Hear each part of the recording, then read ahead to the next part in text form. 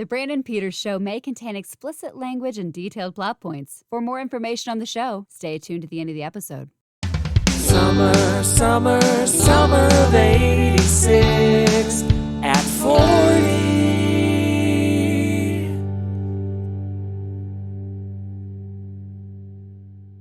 Welcome back to the Brandon Peters Show in the summer of 1986 at 40. A look back at the films that populated theaters across the United States 40 years ago and the pop culture that surrounded them. And joining me, as always, from Puck News and The Outside Scoop, which this week is the Julio Gonzalez special. Any of our choice scoops covered in powdered sugar. Scott Mendelson. Thank you very much.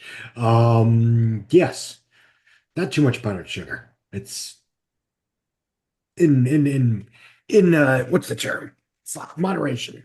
Okay. And from We Live Entertainment, out now with Aaron and Abe, and two Black Guys Talk Godzilla. He's both ruthless and people, Aaron Neuwirth. True on both counts. That said, now that I remember one of the movies that we're talking about, I do wish I was wearing a shirt that was like this, but with spray tan nipples right here. That would have been great. There you This episode will cover the weekend that was June 27th through 29th, 1986. When we finish this episode, we'll be halfway there through this show. And we have just come up with, before this episode, a surprise for you folks that we'll be covering at the very end when we do our rankings and stuff. So keep listening to these to the end to know what that is. But this week, before we get to our first segment and stuff, this is the best week so far, possibly. This is a pretty good week, guys. It's solid. This is I was like pretty good. I was like, Last As I recall, last week was good, getting there. I too. think we're like we're going this way. We're going this way. All right. So let's head on into our first segment. As always, the news. Beep, beep, beep, beep, beep, beep, beep.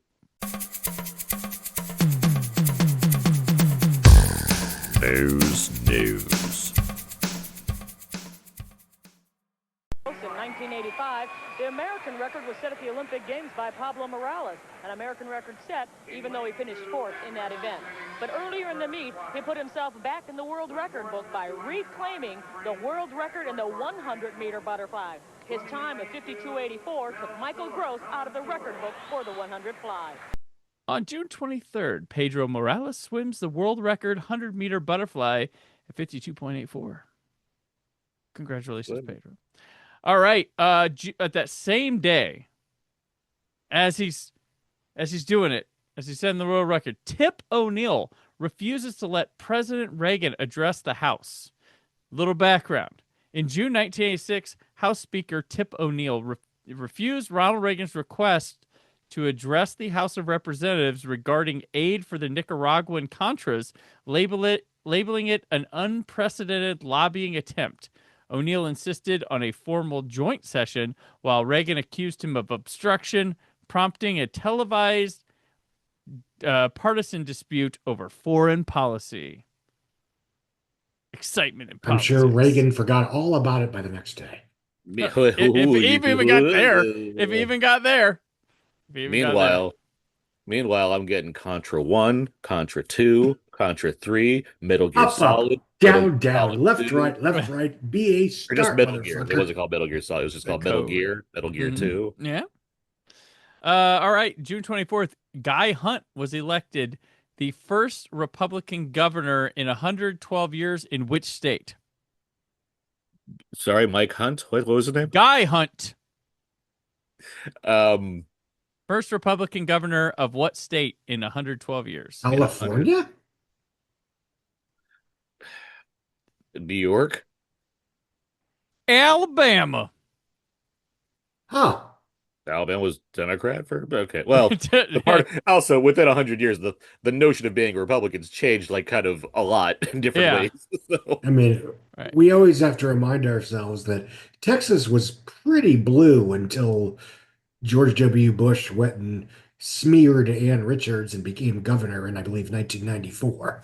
And I digress. All right.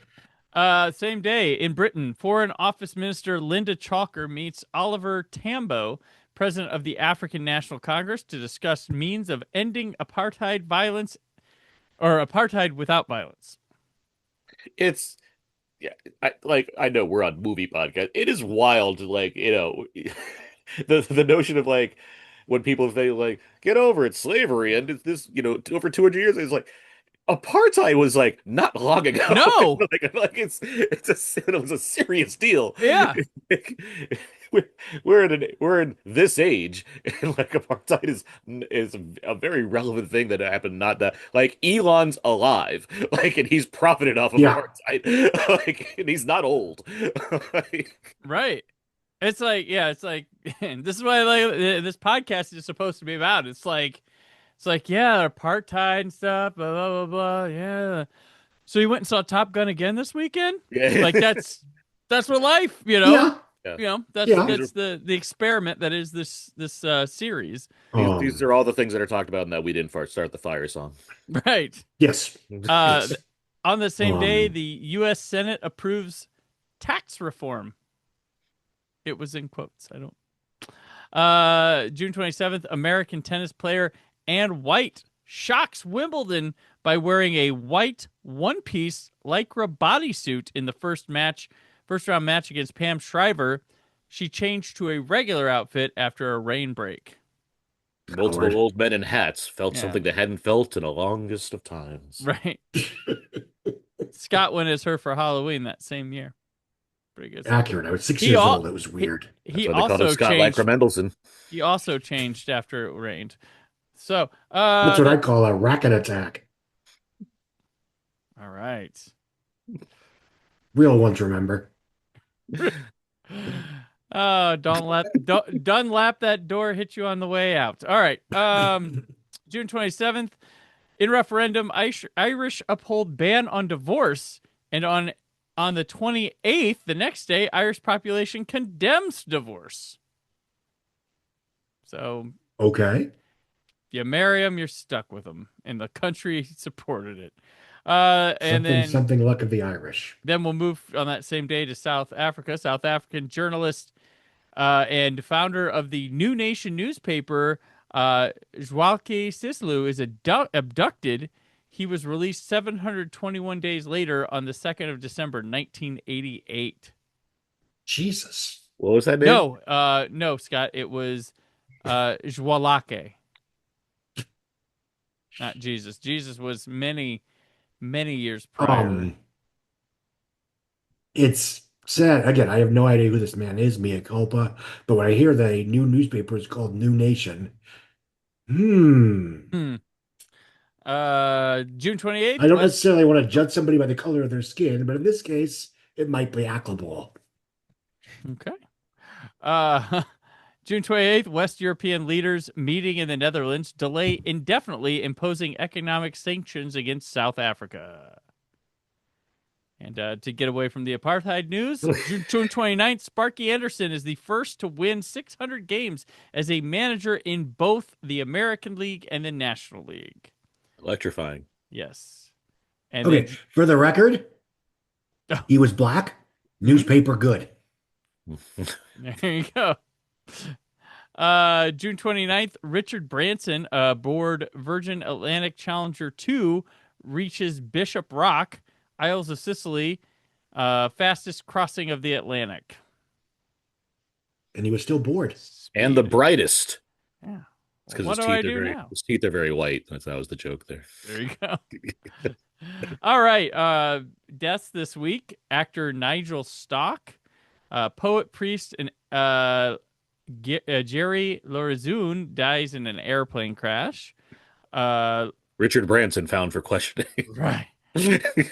Cricketer Laurie Fishlock, country music guitarist Joe Maphis, Cleveland Browns Don Rogers. Don Rogers of the Cleveland Browns dies of cocaine poisoning.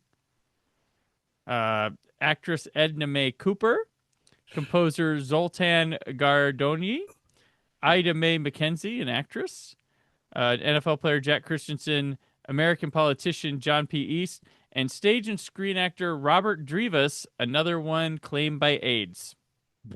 Just showing that was the thing.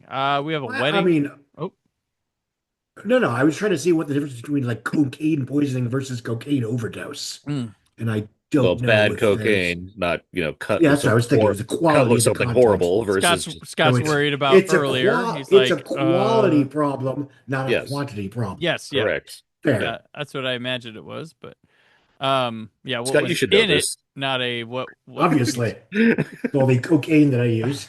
Right. Wedding this week. American CBS News correspondent Mike Wallace weds for the fourth and final time to wife Mary Yates. Oh, So happy. Birthdays this week. Actress Caitlin Cullum. Baseball pitcher Phil Hughes. Singer Solange Knowles. Japanese pop singer Aya Matsuri. Soccer player Charlie Davies. Pop singer Casey Desmond. Actor Sam Claflin. yeah. Country singer and American Idol contestant Kelly Pickler. Actress Sada Simmons. Austin Drage, pop singer. Drake Bell, the actor. And wrestler Alicia Fox. So, Okie All dokie. right. yep. Gotta be in shape to do that wrestling, right? Sure do, Brandon. Because you're doing a lot of acrobatics similar to Oh, gymnastics, shit. You know it. as it is the topic of our first film, American Anthem, playing in 900 So that's why Andre the theaters. Giant is in this movie. Yes. Playing in 900 theaters. This is American Anthem, the new vision of love and triumph from the director of Purple Rain. And we all just need the same things. I'll tell you what I know. We're heading in the same direction, so never let it go. American Anthem, rated PG-13. Opens Friday, June 27th. Check newspapers for theaters. Directed by Albert Magnoli. This is his follow-up to Purple Rain, and his only other theatrical film work following this movie would be uncredited replacement director work on Tango and Cash. So yeah. Written by Evan Archard and Jeff Benjamin on a story by Archard, Benjamin, and Susan Williams. So they came up with the story and then ditched her to go write the screenplay. Worked out. That's what it tells me. Starring Mitch Gaylord, Tiny Wells, Janet Jones, Michael Pataki, Patrice Donnelly, R.J. Williams, John Aprea, and Michelle Phillips. Music composed by Alvin Silvestri, coming red hot off Back to the Future. Shot by Donald E. Thorin, who shot Thief, Officer and a Gentleman, Purple Rain, Golden Child, Tango and Cash. So guess how that director got that job? He was like, hey, buddy, you can come finish this. Ace Ventura: When Nature Calls, and he shot the 2000 entry in the Shaft series. Oh, A good one. It's about Steve. He's given up on football and gymnastics after breaking an arm. Julie comes to town to train for the U.S. Gymnastics Championship, the first step to the Olympics. They meet, and she motivates him to return to the gym. So, yeah, gymnastics. This is no Gymkata, but how is few it, things Aaron? are. Well, it's funny. We were talking about how this is a pretty good week, and I forgot that this is one of the movies. Well, yeah, no, I mean, in an overall, overall sense, I do like this week in movies that we're talking about. This movie, not so much. Certainly not like abysmal, but just very, even for standard underdog sports kind of story, what have you. It's not anything really special. What's the name of the actor? Michael Gaylord, right? Michael Gaylord. Yeah. He just doesn't have it. Sorry, Mitch. That's what I thought. I thought it was Mitch. I didn't think it was Michael. Mitch Okay. Gaylord. Yeah, he just doesn't have it. That's my main takeaway from here. I read his accomplishments. He's a very accomplished gymnast, like very, good on him for making a career out of what he was doing or whatnot. He was a stunt guy in a lot of things too. There's something particular he was a stunt guy in that I like got. Oh, it's Chris O'Donnell. He's Chris O'Donnell's stunt double in Batman. I'm like, I know exactly where they would have used him in the Batman movies for him. Right. So which is entertaining to think about. Did he But do otherwise- laundry? Yeah, the do He laundry. did the fuck out of that laundry. He Yeah. did the laundry. And he totally gymnastics his way to the Batcave, Yeah, motherfucker. Oh yeah. sure did. Pissed off Michael Goff in the process. But regardless, no, I mean the guy, like, he's A for effort, dude. He just isn't like he has to hold this thing together. It's just not a lot here. Same with the female lead, like she's better, but I mean, there's a reason why these names that you read off don't really make much of a mark as far as like what you're getting out of this. It's just it's not that compelling, and even the use of gymnastics is like the main thing here. Like something like, I don't know, the cutting edge is more effective based on just like star power and the way it's shot for what it's worth. Well, this makes you And go that like, did they use real gymnasts and try to make them act? That like feels Well, that way. that's what it feels like. Yeah. And it's not, that's not necessarily a bad thing if you can make it work. Plenty of, Mhm. athletes have talent in certain ways that could surprise you, or at least they're more Carrie compelling. Strug, yeah. Or are on the counterway so like offbeat because they're not natural actors that somehow it works and enhances it better. This is just more of like, no, you just don't have it. That's, bottom line. Yeah. I know I saw Silvestri in the credits, and then I was like waiting to hear those Silvestri moments throughout the film, and they are there. Mhm. Like he certainly he is a composer who in that period of time, much like when like Hans Zimmer or Danny Elfman feel like they're kind of slumming it, this feels like Sylvester being like, yeah, let's just play the hits. Let's just do that thing. But yeah, I mean, there's not a lot here. This is the '80s. I expect plenty of sports movies that just aren't that good, and this is one of them. As far as you get a couple that kind of kick off the decade, or at least define the decade to some degree. I mean, we're gonna get the Hoosiers at some point, right? Is that this year? I don't think it's in the summer though. It's not in the summer. Okay. Yeah. Well, regardless, I mean, there's one where it's like it nails the template with like perfection. This one's more like, Hmm. shoulder shrug, whatever. Scott? In total agreement. The first couple minutes, I'm thinking, oh, is this going to be flash danced via gymnastics? Like, okay, fine. And then, no, it's not that, which is fine, but it's not really anything else. I mean, there's a case to be made that it's basically Purple Rain poured into a gymnast cup, which is fine on its own. Again, rip off, don't remake, blah, blah, blah. But you're right. The actors are not engrossing or engaging. The story, I'm not going to say, oh no, it's cliched, but it is cliched and there's nothing else to offer. Visually, it's relatively unengaging. The only part that I was impressed by, relatively speaking, is just, the final 30 minutes, which is just straight gymnastics competition. And I was slightly impressed by the momentum that, they just kept that going and going and going and going.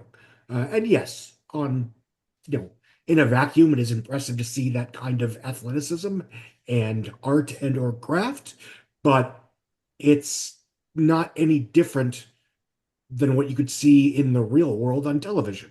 And at least there, it's real. And you have a certain, not that like, oh boy, are they going to stick the landing or not or whatever, but there is a real world suspense when you're watching real people do this in real time for actual consequences. And these films have nothing in common, but the thing that I was reminded of is certain magic movies where like I want to see magic that I can believe. Otherwise, why am I not just watching a stage show? Yeah, you had a real big Or problem with Magic Mike XXL last summer. I remember. Yeah, yeah, I exactly. remember. Yeah. The part where Channing Tatum gets in the giant bubble and floats away. I didn't buy that for 1 second. And that's why he won't watch Wicked anymore.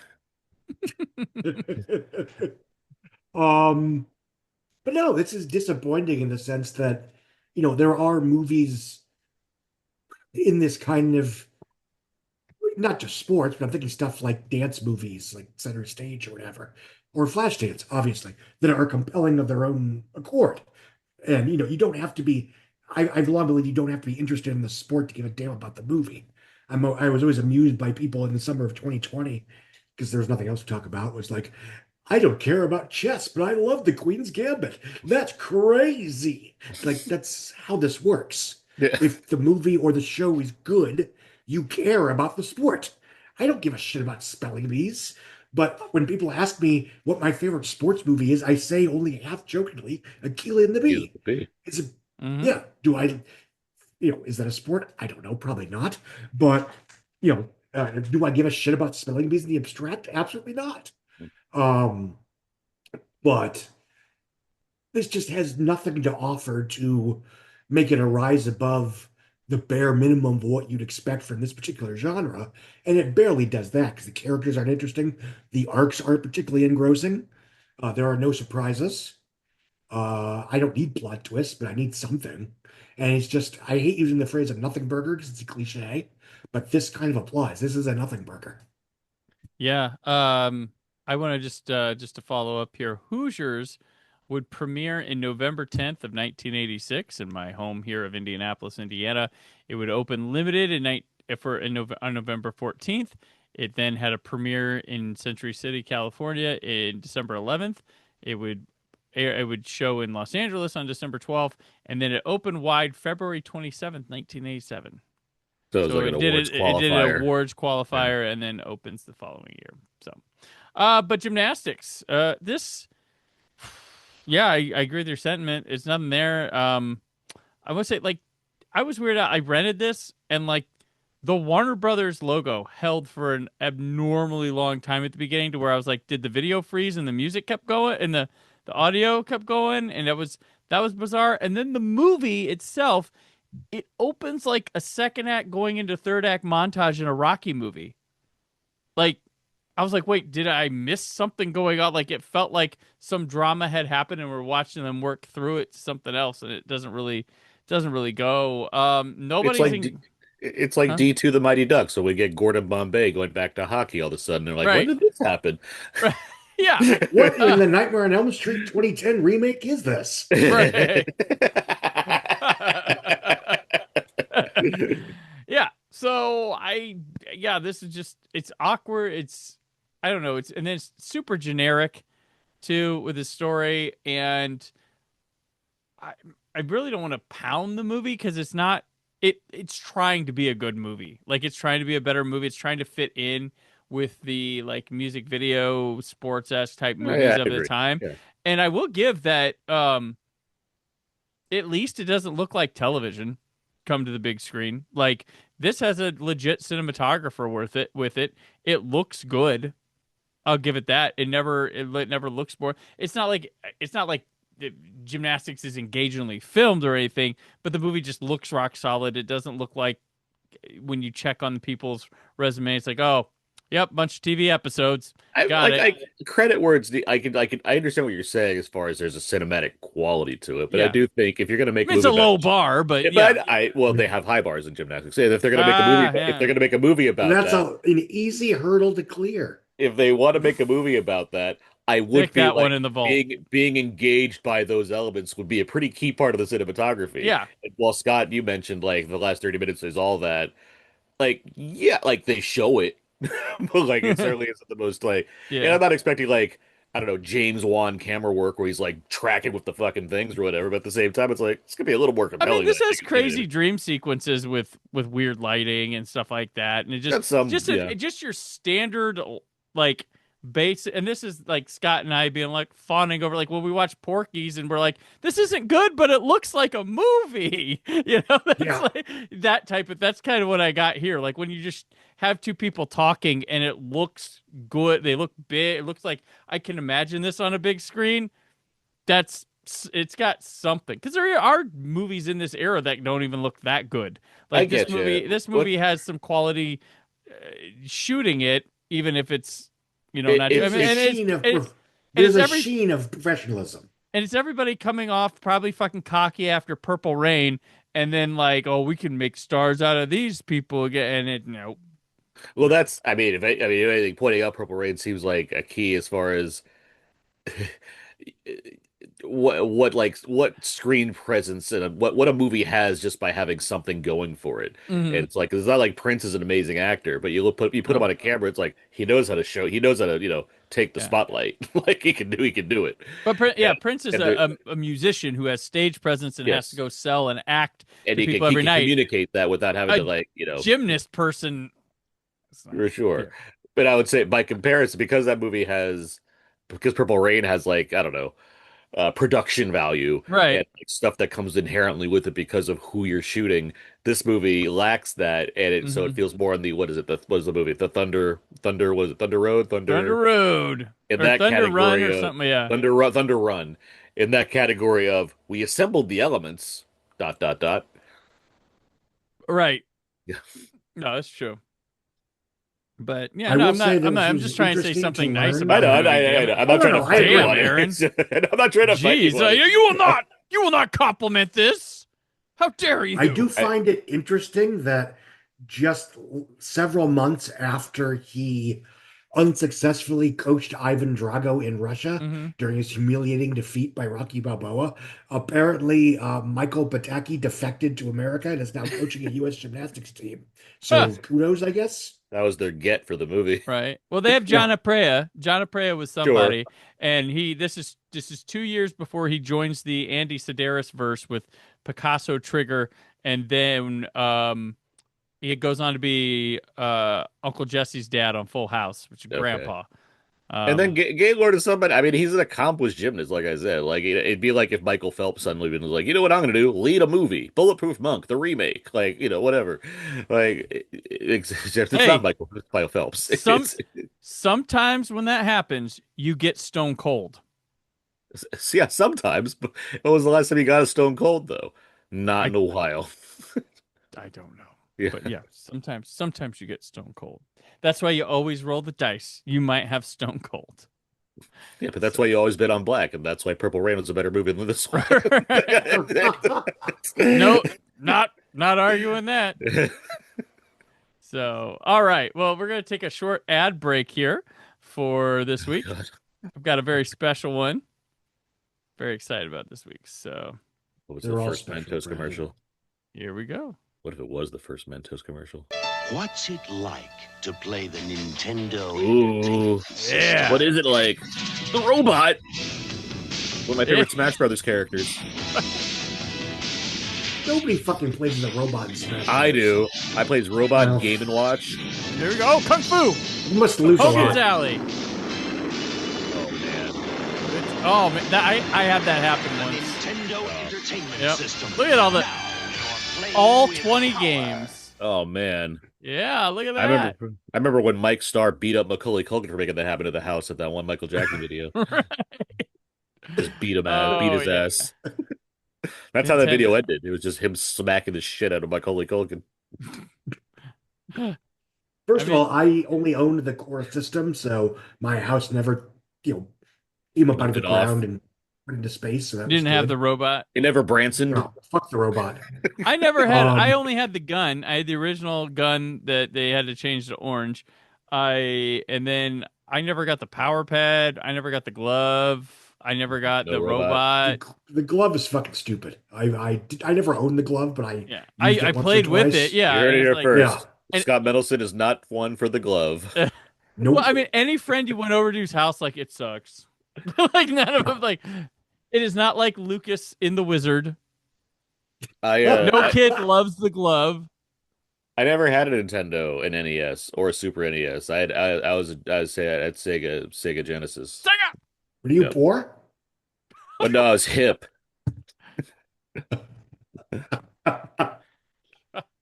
How did you play Mega Man on a Sega? Come on. I didn't play Mega Man. Jeez. Well, then you missed out. I don't think I've ever actually played Mega Man. I've only You haven't lived, Aaron. I've seen the cartoon. He's a fighting robot. Yeah. Mega Man. Yeah. His name was Rock, and then they changed it in the United States to Mega Man. I can't wait for Timothée Chalamet to play Mega Man in a movie. That's Oh. gonna be so good. Please. God, it's gonna be Do great. not let him win an Oscar because that's what's coming next. That's what he'd Season- win the Oscar for. Mega Man. Yes. It'd be fucking great. There's drama with Mega Man. Yeah, Luca Guadagnino is going to direct it. I saw Oh, that. Stop teasing. Stop It'll be teasing. 3 hours long. And it's really sensual. It's It's a lot of shots of him doing this with the arm. You know, like when I do this guy. Sure, why not? we could No, I have mean, I Elle think- Fanning can play Roll because Yeah. she's played a robot in a movie before. So you have to get her again. You can roll with it. There you go. They See? can hear you. Yeah. Who's gonna play Dr. Wily? Dr. Wiley. Well, Ugh. if we can't get Army Hammer out of retirement, Every I time mean, he's probably free. Skarsgård. Scar.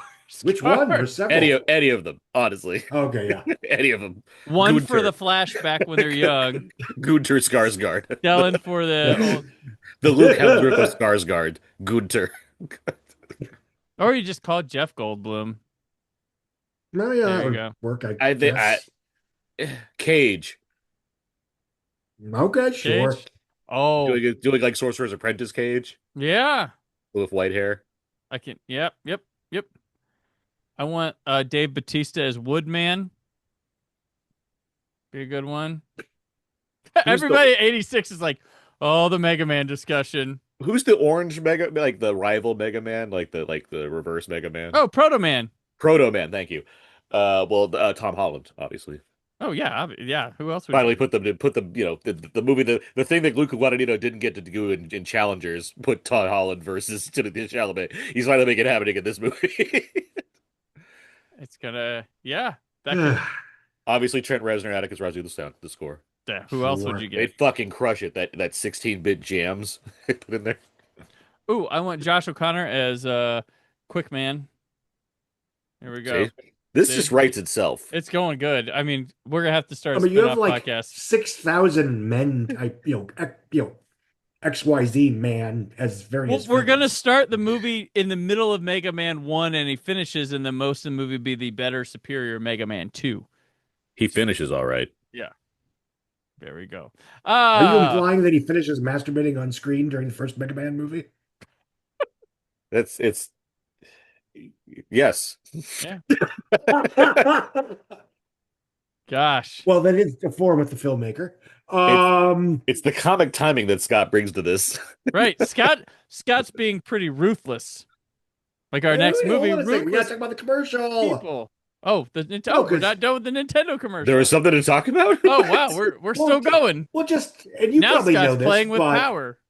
yeah. Fuck you.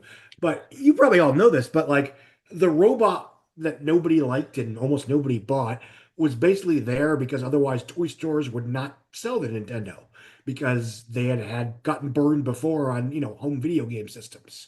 So the robot was the only reason that Nintendo ended up in toy stores in the first place. Anyway, that was my anecdote. Interesting. I didn't realize that, honestly. okay. I figured it like it was Atari not a success, or like I guess the things that came after Atari but before Nintendo just didn't work, basically. Atari did okay, but frankly, they were still licking their wounds from E.T., the video game that nobody bought. It was too good, as I yeah. recall. Well, yeah. I They played didn't it. feel- Yes, I owned They it. didn't feel like they deserved it. That's I why got it as a gift. I got E.T. the game as a gift. It was the Superman 64 of its day. I also had Ghostbusters, which sucked. On that one, like, yeah, any tie-in movie was just kind of garbage. Anyway, that was my one anecdote about the Nintendo commercial. All right, and now Ruthless People, playing in 1,111 theaters. Touchstone Films presents a movie about people who are just a little different from everyone else. A little more heartless. Muffy, duck. A little more loveless. My husband worships the ground I walk on. A little more brainless. This could very well be the stupidest person on the face of the earth. And a lot more ruthless. I dare you to kill her. Ruthless People. Rated R. Now that ought to do it. The screwiest comedy ever. Now playing at a theater near you. Directed by Jim Abrams, David Zucker, and Jerry Zucker. This is their last film as a trio. This is the first script from Dale Launer, who goes on to write Blind Date, Dirty Rotten Scoundrels, and My Cousin Vinny. From the story The Ransom of Red Chief by O. Henry, starring Bette Midler, Danny DeVito, Judge Reinhold, Helen Slater, Anita Morris, and Bill Pullman. This is composed by Michael Colombier. He has 126 credits, which include Money Pit, Purple Rain. Everybody from Purple Rain this week. Golden Child. Golden Child's going to come up again the next week. Who's Harry Crumb? Meet Wally Sparks. And, Aaron wanted me to note Barb Wire. Scored Barb Wire. Okay. Did you know that Barb Wire was a loose remake of Casablanca? Oh. Yes. Did not. Okay. Most obvious trivia. Everyone knew, Aaron. I was there. I saw that in the theater. Oof. And you're like, man, Whoa, Rick's you win. changed. Yeah. I mean, at least in the other one, he was Robert Redford. Yeah. All right. So That's a Havana joke for all you 4 people out there that remember that particular film. There you go. Cinematography by Jan de Bont. Yeah, fuck yeah. Yeah. A couple cheated by a vile businessman, kidnaps his wife in retaliation, not knowing that their enemy is delighted that they did. This movie originally cast Madonna in Bette Midler's part, and Madonna quit the movie over some creative differences. This is the last Touchstone Films movie. It would change their name to Touchstone Pictures. Yeah. So, Scott, how you feel about Ruthless People? It fucking rocks. I mean, it's generally considered one of the better mainstream comedies of the 1980s. That's not exactly a hot take. And I will say, having watched it for the first time in a very long time, if anything, it's only gotten better with age, in that it's still a great premise.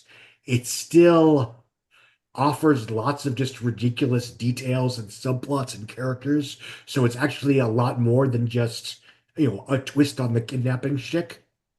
The characters are funny unto themselves. The actors are wonderful. It's obvious that the ZAZ gang is relishing and or challenging themselves to say, can we make like a real movie with actual characters you give a shit about? And that's no slander on their spoofs. There's still, those are also some comedy classics, but this is a different sandbox. And what stuck out this time is the specificity. And I think, not to be all navel gazy, but what Hollywood has somewhat lost by moving away from economic specificity, whether it's, it's like where every film is either about the super rich or the super poor. And if you don't have characters that work at it's not Best Buy because that was too soon, but a place that sells speakers, Radio Shack you're not type gonna, place. Yeah, a radio. Yes, that works. Thank you. You're not going to have, a classic scene where Judge Reinhold shouts, "If you can't afford it, fuck it, you can finance it," which was almost a catchphrase in the time, believe it or not. And that just, it makes it more than just, it makes the entire story far more relatable than just the yucks. But it is very funny. It is sharply written. It does tell its story in a way that makes just enough sense, even as slightly arch as it might be. It makes sense that the police would believe that his wife, that he is mourning the kidnapping of his wife. And then it would make sense that they believe that maybe he killed her, even though the circumstances behind that investigation are by themselves through a different misunderstanding. And you have Bill Pullman playing, spoiler, I guess, the stupidest man on the face of the earth. And I think that was his breakout role. Obviously, this was a year before Spaceballs. Yeah, it is because he gets cast, right? Yeah.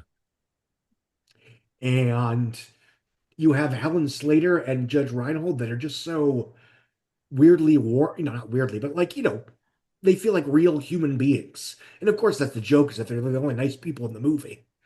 And obviously, DeVito is going for it. He'd do this kind of role several times before and after, where he's just the shittiest human being on earth, but it's fun because it's Danny DeVito.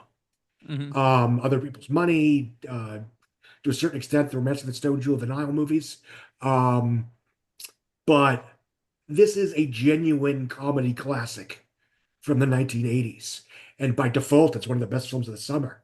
And it's just my pleasure, my happy stuff, that I was expecting it to be aged badly or whatever, but like, I enjoyed this now as much, if not more so, than I have the number of times I watched it when I was a kid or a teenager.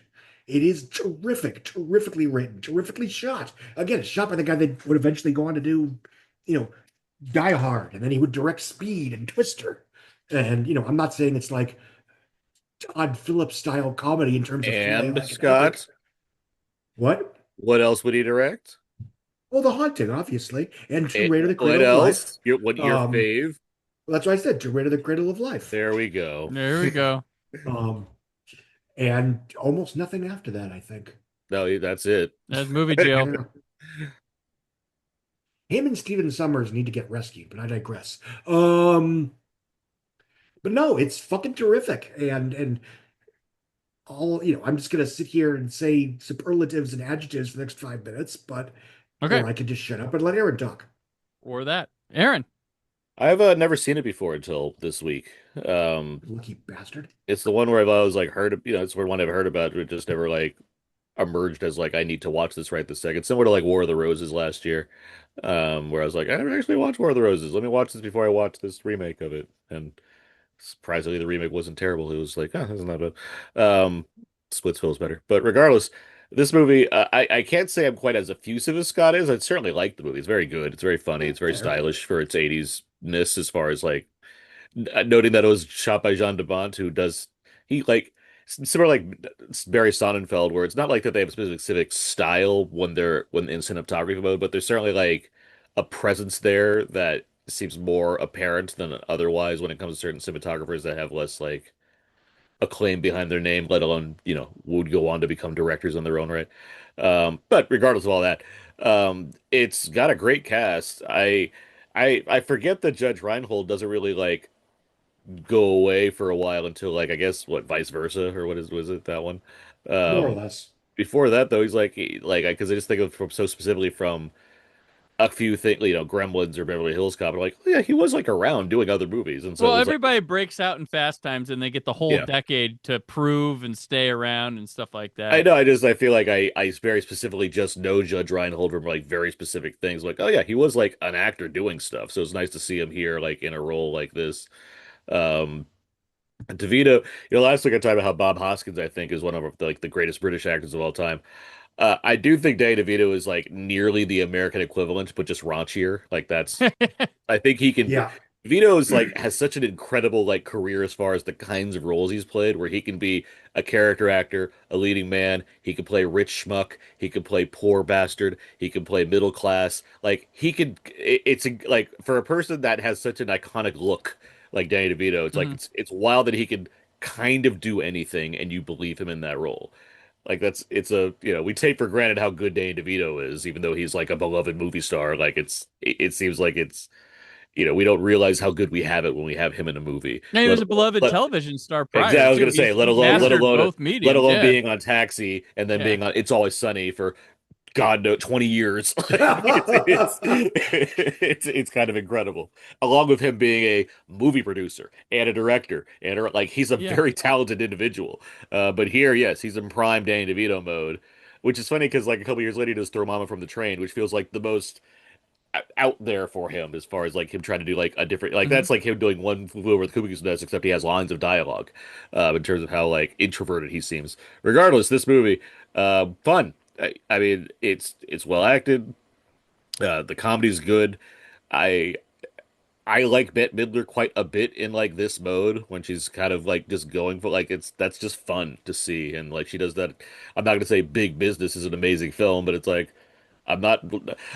My opinions on Big Business are because Bette Midler's the problem in that movie. Like she's a comedic force in her own right. So like all of that's great. Is it who's Reinhold's wife? Is it Helen Slater? Is that it? Helen Slater. Yep. Yeah, Helen Slater.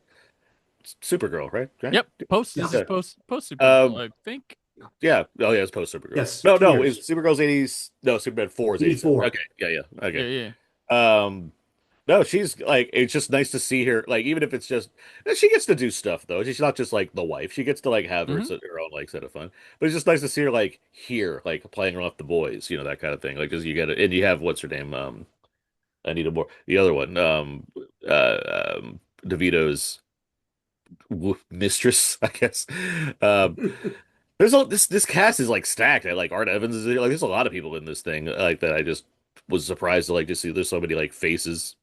Even what's his name? The guy that I guess is an actual killer, like the other guy that like gets involved in this. He's he's in Miller's Crossing. He's the what do they call him? What's his I forget his nickname, but it's just like there's a lot here. There's a lot going on here. Scott, you're right as far as obviously the kind of economic relevance of what's going on is people of means versus people without means and what that means too. That's a lot of that in the nature of this movie. It speaks to a time when yes, comedies could rely on these kinds of areas to explore in the nature for the realm of a plot, and so the plot by default becomes more interesting. I mean, like Trading Places is like the epitome of that. But this movie, I think, just yeah, it is quite funny. It has a sense of itself as far as being this Zaz comedy that has a bit more edge to it while also being stylish in its own right, and or at least heightened in a way that like tracks.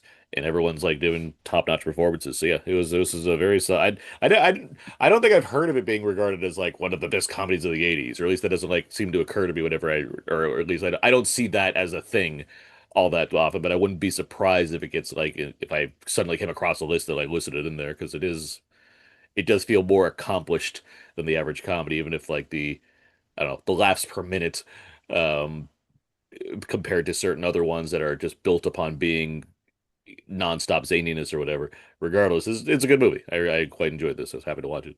Yeah, I'm with Scott. This movie rocks. It's a dark comedy with a heart to it, and I mean, this is the type of thing I want to shine a light on with these movies because this was a staple when it came out a bit, but it has since been probably forgotten. It sucks that it's owned by Disney, who's probably never going to put a Blu-ray on it. So the best chance is hoping Criterion can convince them get in that catalog and put Ruthless People out on at least Blu-ray. It's been missing since the DVD days, and those are out of print almost. But looking at this, the VHS, not the poster for the movie, the VHS cover was one of the most iconic looking things at a video store of the 80s. Like it's got the Donald the Duck masks, and it's a cartoon, like, hand-drawn thing, and it almost looks John Waters-y, like type poster that they used for it. I remember my parents rented this movie and I got to watch it with them as a young kid watching it. It was very interesting to see something like this. Because it's a dark movie. It's a rather clean movie, kind of. There is the thing where they're the blackmail with the video and stuff, which as a kid, just I don't know what's going on. But it's got such good character stuff here. Bette Midler and Danny DeVito, even though they don't share a moment together till like the end of the movie, they have chemistry away from each other. It's crazy, and they feel like if you're casting, yes, they look good together. You could see that as a couple. Those are two high-profile stars that you're like, yeah, that works. And then it's so crazy that they don't share a scene, but they are having chemistry while doing other scenes together. Judge Reinhold's really good in this movie. I think this is one of his best performances probably in the 80s. Yeah. And some of the direction, there's the scene where Bette Midler throws a coffee mug and hits him like in the nose bridge, and that hurts to watch. And then he has a really good reaction, like, oh my God, like what is going on here? In his scenes when he's working at the place, at the Radio Shack thing, he's quite good in. And I mean, the movie really makes you feel for them toward the end of it, with the old bait and switch stuff. And it's like, oh, yay. And DeVito, he's ruthless here. It's great. There's like the con of the cons going on. It's like ridiculousness. The look of this movie and the feel is hyper 80s. Like this is the first this is only in the 80s. This movie only exists in the 80s here, but its themes and stuff are attractive now to like a viewer that would come in as a novice to it. I'd seen this a couple of times. I haven't seen this in a long time, and this has been one of my favorite revisits of this series so far, and I was very happy to go by. I saw it when I was making the schedule. I was like, oh yeah, I like that movie. And I'm like very high on this movie after watching it again. This is such an awesome movie. I beg you, Criterion, if you're listening to this, I hope you are, to go and prod Disney and get us a 4K Ruthless People. DeVito has come back from bonus features in the recent years. He did the One Flew Over the Cuckoo's Nest for Warner Brothers. I'm sure he'd like to sit down and talk about this. You can get everybody else. You can probably get Judge Reinhold. He's doing conventions right now. Probably Helen Slater. Let's talk Ruthless People. I'll run your commentary for it for free. Let's do that. Aaron will join me and Scott. We'll do it. So, The Ruthless People. Yeah, I really like this movie a lot. This was a fun watch this week. And yeah, again, I love that VHS cover of it. Like I remember, like that was a thing, and I was interested because it was Donald Duck masks. Like I was like, oh, Donald Duck. What was this movie where people are wearing Donald Duck masks? And then I see the movie, it's like, oh, okay, that. And I'm like, where's more Donald Ducks? Like when I was a kid. But yeah, this is a cool movie. This should be one taught at schools when going over a genre of black dark comedy or whatever you call it. And how it's done, and it's interesting. It's such a promise that the Abrams and Zucker leaving the parody stuff. Here's something, and we're done. You know, like we were moving toward branching out, and we're done here. But yeah, just how things roll. But we have this one, and great movies to go with it. But yeah, Ruthless People is I think it's fair to say maybe a forgotten gem. I'd argue so, just because it's so not on my radar as far as like a movie I needed to see as far as comedies go. Yeah, which is funny because it was huge at the time. Like it was, everybody knew of Ruthless People, and it's just, it's weird how some things to try to make people understand. And I was like 5 years old, 4 or 5 years old and I still remember the awareness of this. And I still remember going to the video store and seeing that cover. And I remember also, like, just unrelated, but like I remember the big cardboard standee of Lou Diamond Phillips for La Bamba. Or it was a La Bamba movie. Yeah, very funny movie. And you had another one too that they would have. Like, I don't think people realize how big Lou Diamond Phillips was in the 80s too. Like these people, still big now, guys. Yeah, because it feels like nowadays he is. He's got Lou Diamond Phillips. He's on the Chair Company. He's great. Yeah, it feels like we hit a point in the 2000s where people just didn't go away. Which good for women, because a lot of times women got to 40 and they were like, "We're not casting you no more." Well, that's the one good thing about the Hollywood sucks at making movie stars thing, which is that actresses don't get put out to pasture when they turn 40, right? Because there's nobody left to replace them. Yeah. So that's a good thing. I mean, well, that's a different topic, but yeah, I feel like that's a half and half type of thing. But fair enough. Fair, yeah. It's probably not a 0-sum game. It's not, I also because like Down and Out in Beverly Hills comes out in '86, also with Bette Midler, which I do big think year for Bette Midler. Yeah, I think I'm not gonna say it has a huge cultural stamp, but I do feel like that one's stuck around more in the cultural zeitgeist by comparison. I feel like I hear more about that film than I do about Ruthless People. I wonder if that has any. And they're both Touchstone movies. They're both Touchstone movies. Midler holding up Touchstone all by herself for the first pretty much, yeah. She's holding it like where she's the two maids or something. She's holding up Touchstone like Richard Dreyfuss is holding up the sign for Krippendorf's tribe in the other Touchstone movie that we talk about. Oh lordy. But yeah, it's and we're talking about when you were a kid. Yes, technically it's a black comedy, but I've always found the tone very, I don't want to say wholesome, but there's a certain G. Willikers sentiment to it where it's got its heart. It's got a heart. It's not to it. very bad things in terms of no. Like Kentucky Fried Movie is like R, but it's not like it's R for specific reasons, but not because it's like insane with all kinds of crazy content. It's just like because there's nudity and language. This movie has language in it, and yes, it has like the affair tape. That's pretty much it. Like there's not like a lot of anything else going on here. Yeah. So, all right. So yeah, the message of this podcast this week is go see Ruthless People. And take your kids. Right. Yeah. Yes. All right. So we'll move on to the TV ratings for this week. The news is out. I like it. 3 strong men. What's your name? Call me Ray. Just who I was looking for. Who want to heat up your Friday night. What are you saying? I'm saying Stingray follows Miami Vice. Why, it would be an honor and a privilege. Believe me, he's no chump. You're on. A winning combination tonight. Number 1, Cosby Show repeat on NBC. And 2, Family Ties repeat on NBC. 3, Cheers repeat NBC. 4, Night Court repeat NBC. That primetime block on Thursday for NBC just fucking dominates, even on repeats. Number 5, a growing Ray Pains repeat on ABC. Number 6, a Newhart repeat on CBS. That hasn't placed in the top 10 yet. Number 7, Who's the Boss repeat on ABC. 8, Tony Danza. Number 8, Miami Vice repeat on NBC. Number 9, Moonlighting repeat on ABC. And number 10, Golden Girls repeat on NBC. On Sunday night, NBC aired TV's bloopers and practical jokes. That was a big deal. Everybody, when they aired that, you made time back in the day. Was it? Did Dick Clark host that?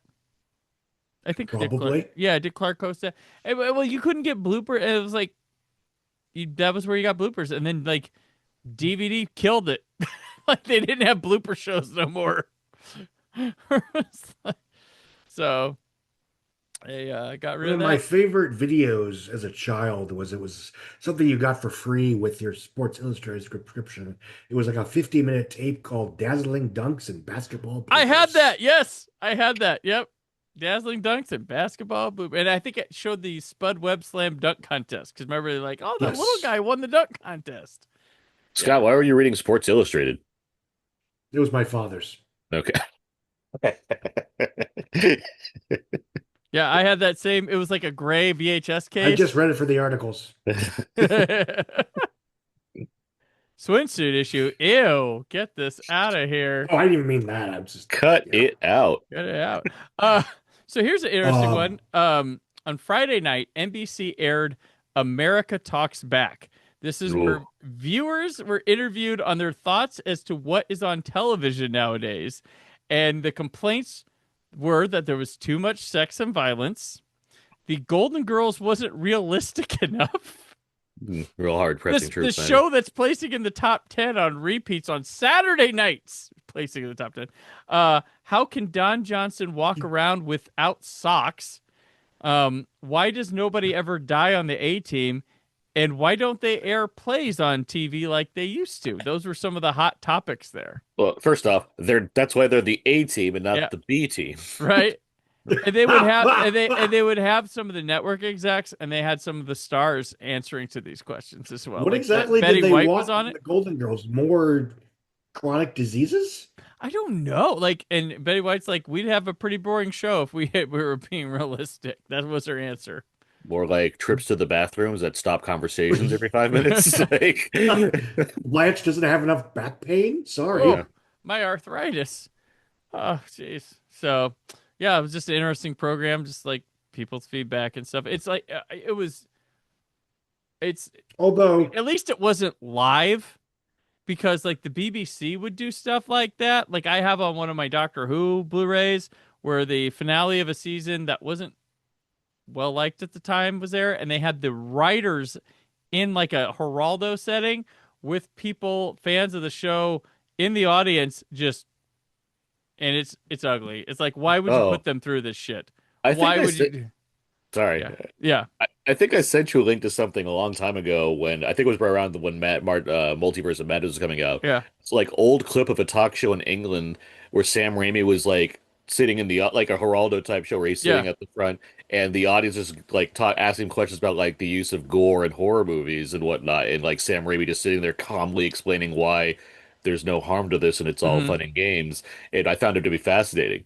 But anyway, at a show called America we need a show called America Shuts Up, where it's like the same thing, except when they finish their question, I don't know, RuPaul comes out and says, "Shut up," and then they go to the next person. And they just do that for 60 minutes. And it's the best. I'm just thinking, you cannot complain that there's too much sex and or violence on television, but also complain that the A-Team doesn't have a high enough body count. Uh-huh. Mm-hmm. America.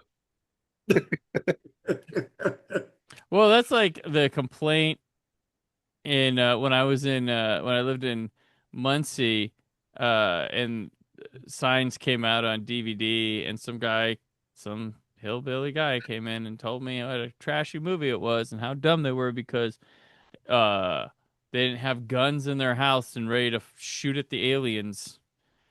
And I'm like, okay, but you saw the movie, right? Bullets weren't killing the aliens, right? That was water. Anyway,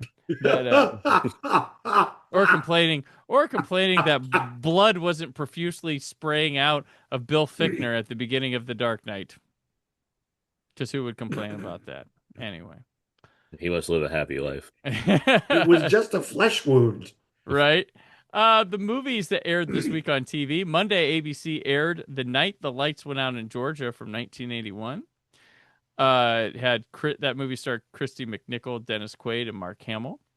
Friday, CBS also showed a 1981 movie, Continental Divide, starring John Belushi. And then the TV movies, made-for-TV movies this week.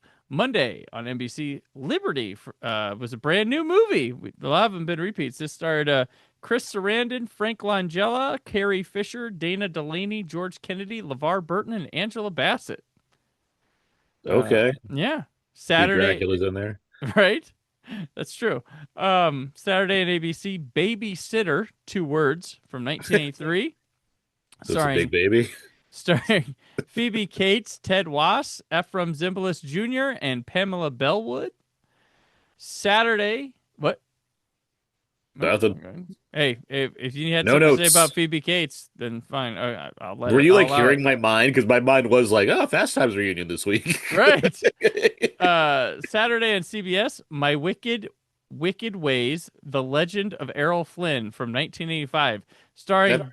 What? Whoa. Yeah. Hold on. My Wicked Ways starring Errol Flynn? Yeah, no. My Wicked Ways, The Legend of Errol Flynn. No, I get it. I'm just like, how much of dirty laundry are they sharing about Errol Flynn and his wicked ways? Because he has a few things there. Starring Duncan Regier as Errol Flynn, Barbara Hershey as Lily Demita, Darren McGavin, Lee Percelli as Olivia de Havilland, and Stefan Giersich as Michael Curtiz. See, if like you added like Drew Barrymore, who's like a teenager at this time, it'd be like, not surprised in the story of Errol Flynn. Funny you mentioned Drew Barrymore, because this Sunday night NBC, they aired Poison Ivy, but not the Drew Barrymore one, the 1985 one starring Michael J. Fox, Nancy McKeon, Adam Baldwin, and Karen Kay. Okay. Okie Okie dokie. Yes. So, yes. That is the sound of the magic dance for our next movie, Labyrinth, playing in 1,141 theaters. The creator of the Muppets, Jim Henson. And the creator of Star Wars, George Lucas. Take you to a dazzling world of adventure and fantasy. You have 13 hours in which to solve the labyrinth. The world of Labyrinth. Rated PG. Starts Friday at a specially selected theater near you. Directed by Jim Henson, written by Terry Jones. Yes, Monty Python and Terry Jones, with a story by Dennis Lee and Jim Henson. Starring Jennifer Connelly, David Bowie, Toby Froud, Brian Henson, and Frank Oz. Teenage Sarah journeys through a maze to save her baby brother from the Goblin King. The owl in the title sequence is the first CGI animal character ever featured in a film. The role of the Goblin King, Michael Jackson, Prince, and Mick Jagger were considered. Sting was who Jim Henson wanted for the Goblin King, but was off of Dune. Yes, was convinced otherwise. Composed by Trevor Jones, who would go on to compose Dark City, Cliffhanger, Last of the Mohicans, Freejack, Arachnophobia, Angel Heart, and Dark Crystal, Excalibur, The Sender. That's the second person who's worked on The Sender this year doing stuff. Yeah. From the summer of '86, it's done something. Cinematographer with Alex Thompson, also of Excalibur and Cliffhanger, also is Legend. He's shooting Legend and this, because those were shooting concurrently. This is how is it Brian Henson meets Mia Sara? Is that right? That's tracks. Okay. Yeah, this is how they meet. And yeah, so this guy shot both those movies, and then Hamlet, Alien 3. We had talked to Mama Ray because he shot Raw Deal, and then Year of the Dragon. So, I believe we're at Aaron for Labyrinth. I don't think I've told this story before on the podcast, or at least to you in general, but I I hate Labyrinth. no, I saw so it's weird. I saw Labyrinth at a movie theater in like 20, I want to say 20, when Rob Zombie's Halloween come out. I know it was that summer. It's like was that 2007. It was 2007. Labor Day weekend 2007. So I want to say around I think 2007, which makes sense, I guess. It probably for reasons. But I saw it in the theater and watching Labyrinth. I went to see it with friends, but also because I believed I had not seen Labyrinth before. I was watching Labyrinth and in the theater, and I was enjoying it. And I'll get to more about what I think about it. But I was watching Labyrinth and I was enjoying it. And when it got to the scene with the fire dance things, those Yeah. things, it I feel like it unlocked like some mental block I had that I like because I was like terrified of them when I was like a kid watching. Like I feel like something like came out like I was just suddenly uncomfortable in the theater as if I was getting like PTSD watching these things come on screen. Where like I'm watching this like it's just Labyrinth like I'm like I'm an adult, I'm not scared of it now, but like something in me was just like why do I feel like so weird all this like it just like so I feel like I had probably because I was like 3 years old or something when I watched it probably the first time. So like I feel like I had seen Labyrinth. I just had no recollection because this scene like haunted me or something, which I always found amusing watching it, for that time. Since then, I've seen Labyrinth a couple times. It's not one that I watched like a lot because I'm not like a teenage girl that loves David Bowie at that point. But I'm kidding. But like regardless, it is a movie that I No, quite I enjoy. mean, What? Sorry. well, I think that's completely a rational reason to love this movie. Yeah, I mean, there's a lot of things going on here. Yeah. Uh, but no, I really like Labyrinth, and it took me a while before I finally saw Dark Crystal. I saw Dark Crystal during the COVID period, which I think is a better movie just because it seems more ambitious as far as it's just all of this. Like, but no, I like Labyrinth. I think David Bowie is a treat here as this character. Obviously the production design and the use of the Henson creations is elaborate and wonderful. The music's great.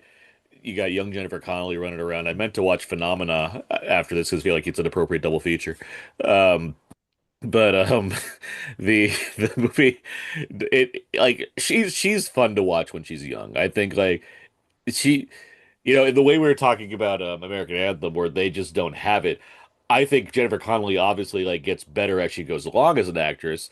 I don't think she's necessarily bad here, but she's certainly like not peak form actress. But she has presence. You watch Jennifer Connelly on screen, you just like what? Not just because she's a very attractive young lady, but also she just has screen charisma. It's This just is so her clearly duology with this and Phenomena at the same time. exactly. It's just so clearly there, where it's like it's not surprising that she'd go on to become like an acclaimed stellar actress because she just has what you need to be that one that plays respectable and smarter roles than average too for the bulk of her career.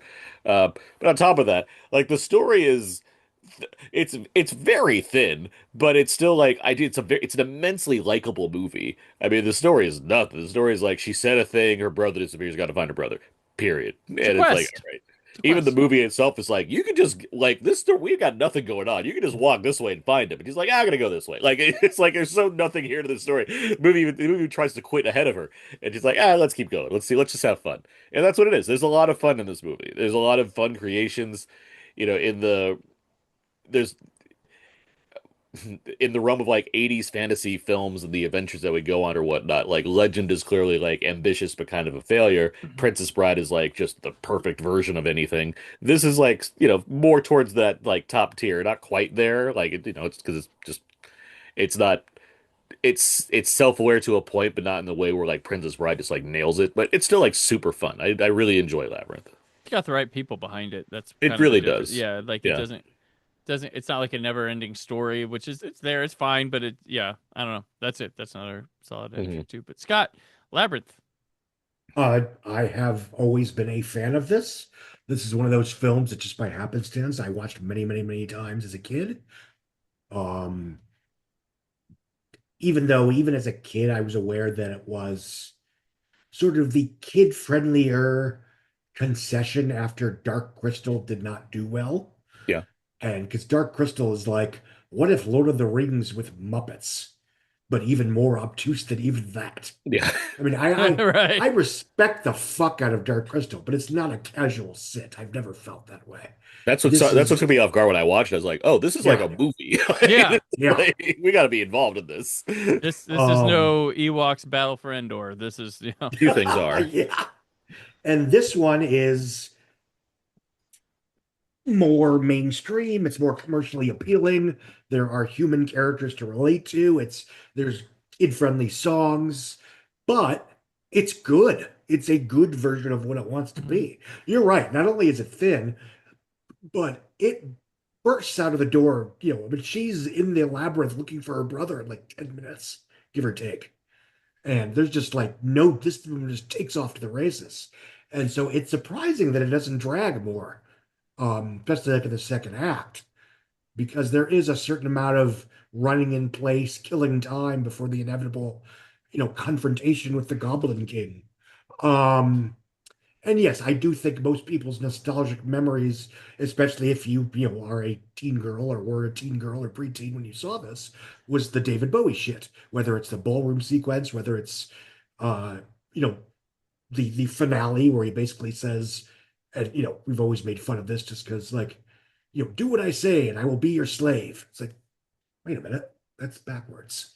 Pick one. But anyway, and obviously he's a stud, and the movie makes no bones about it otherwise.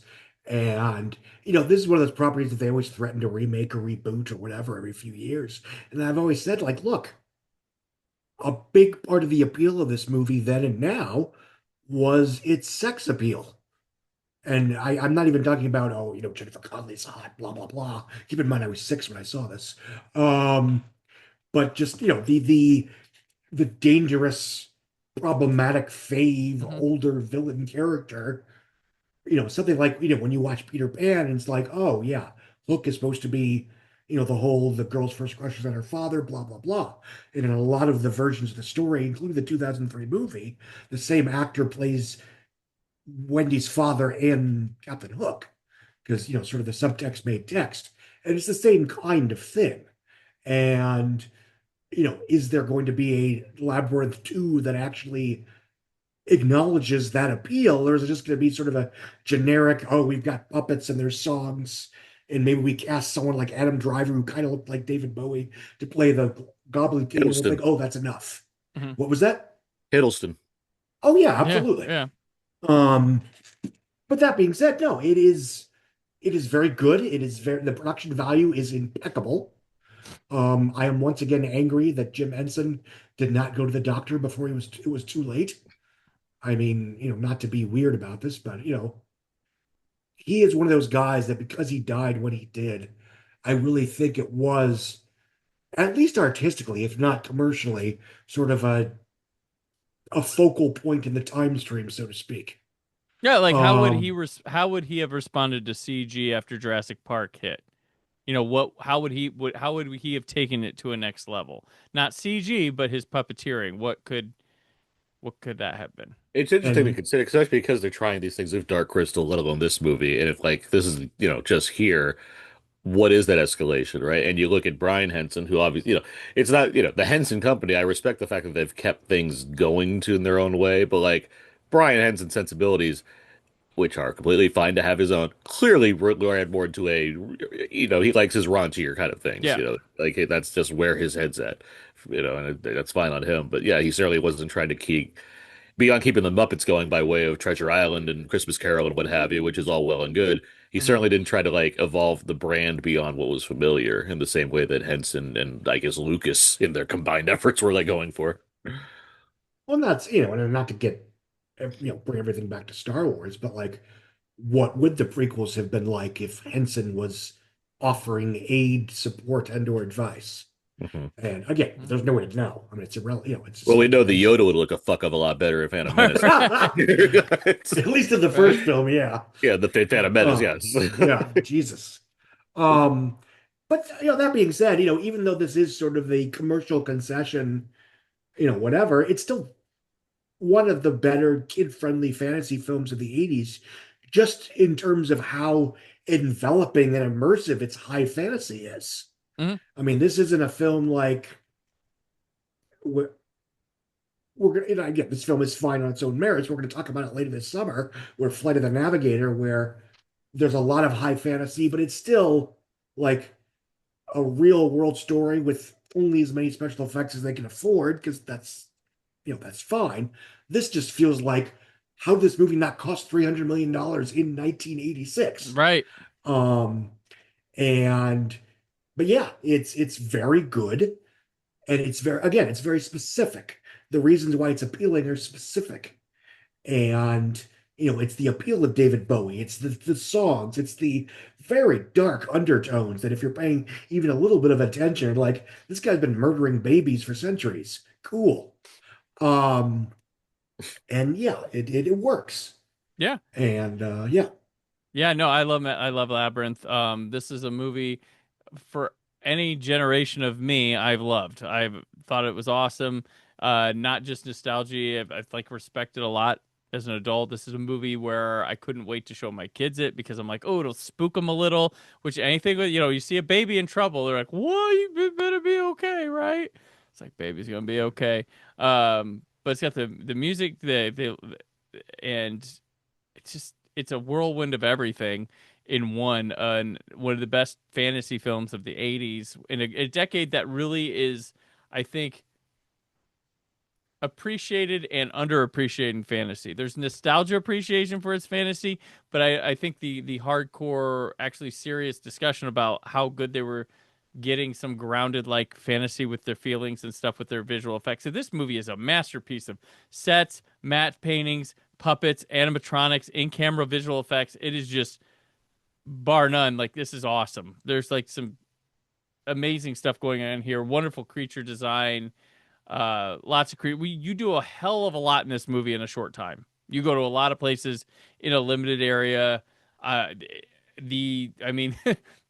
This maze, this thing, like the look of it and the feel of this awesomeness would only be matched by Hellbound Hellraiser 2 years later with matte painting. But yeah, Jennifer Connelly's fun. I love that this movie loves itself so much, and you can only do this back then because now people would be writing all these pieces of what does this mean, the ending explained, but it takes a victory lap and a bow at the end when she's in her bedroom and just all the characters come in, they're having fun, we're good, we're going to the credits. So it's just a thank you, let's have a dance, everybody bow. But nowadays it'd be like, what did that mean? Why did they all come? Why is it unhealthy that these characters came back to her room? What is her mental issue because these characters didn't leave her? Like, it'd be all this shit, not just like, hey, this is fun, right? We're going home. We get to see all the characters and everybody's good, and we're going home. It doesn't mean anything. Just like Halloween in 1978, like, it's like, oh, creepy.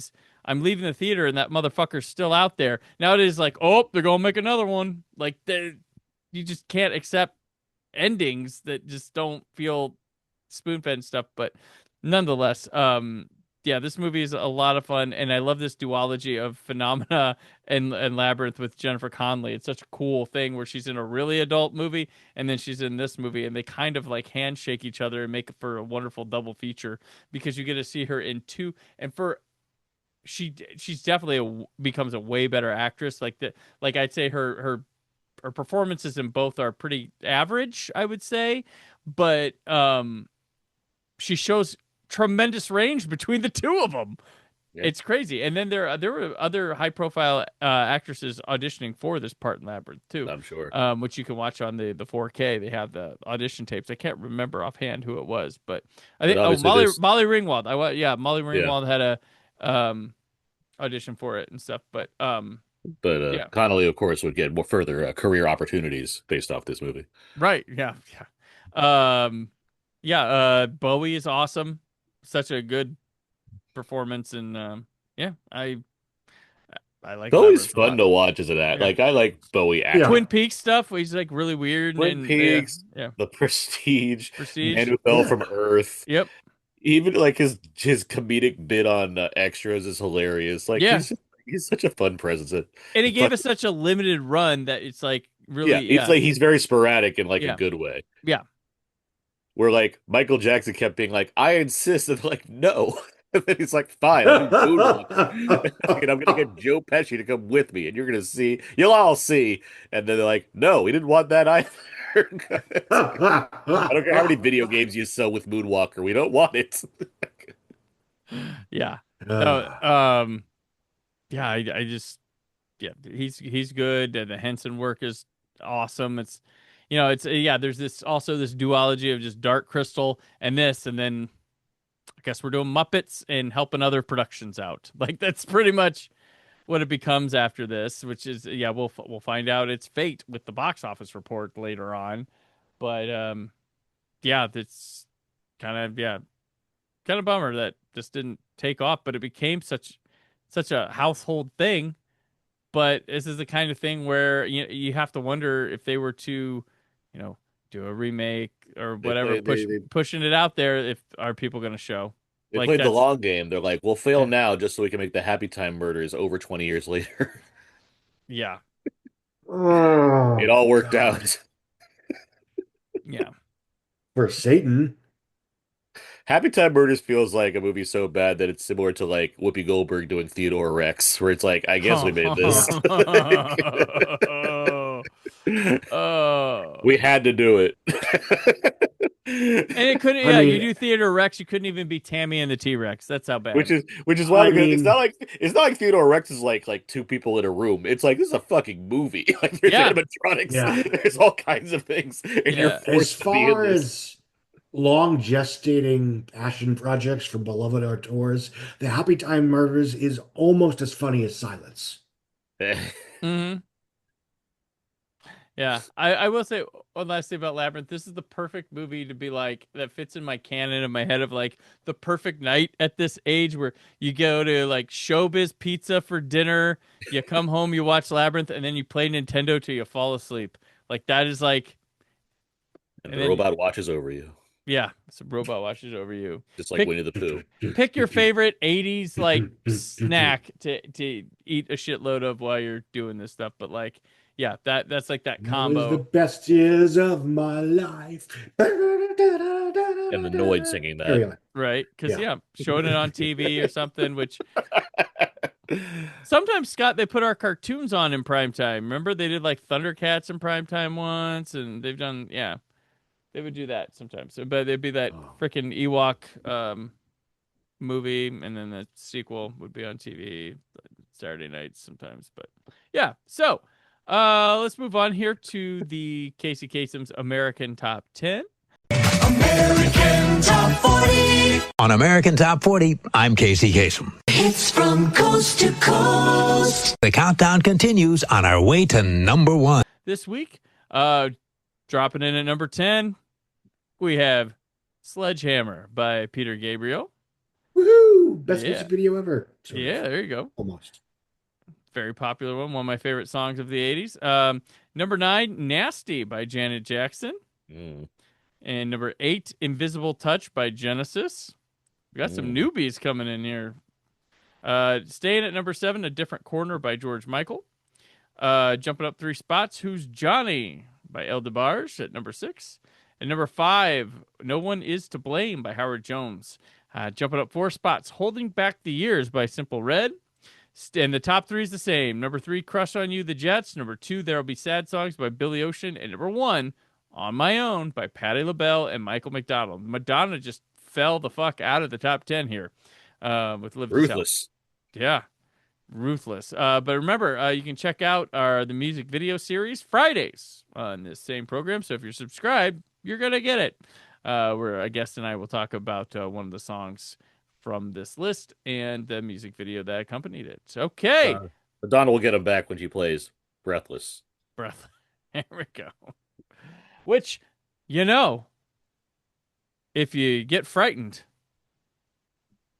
you might be breathless after running scared.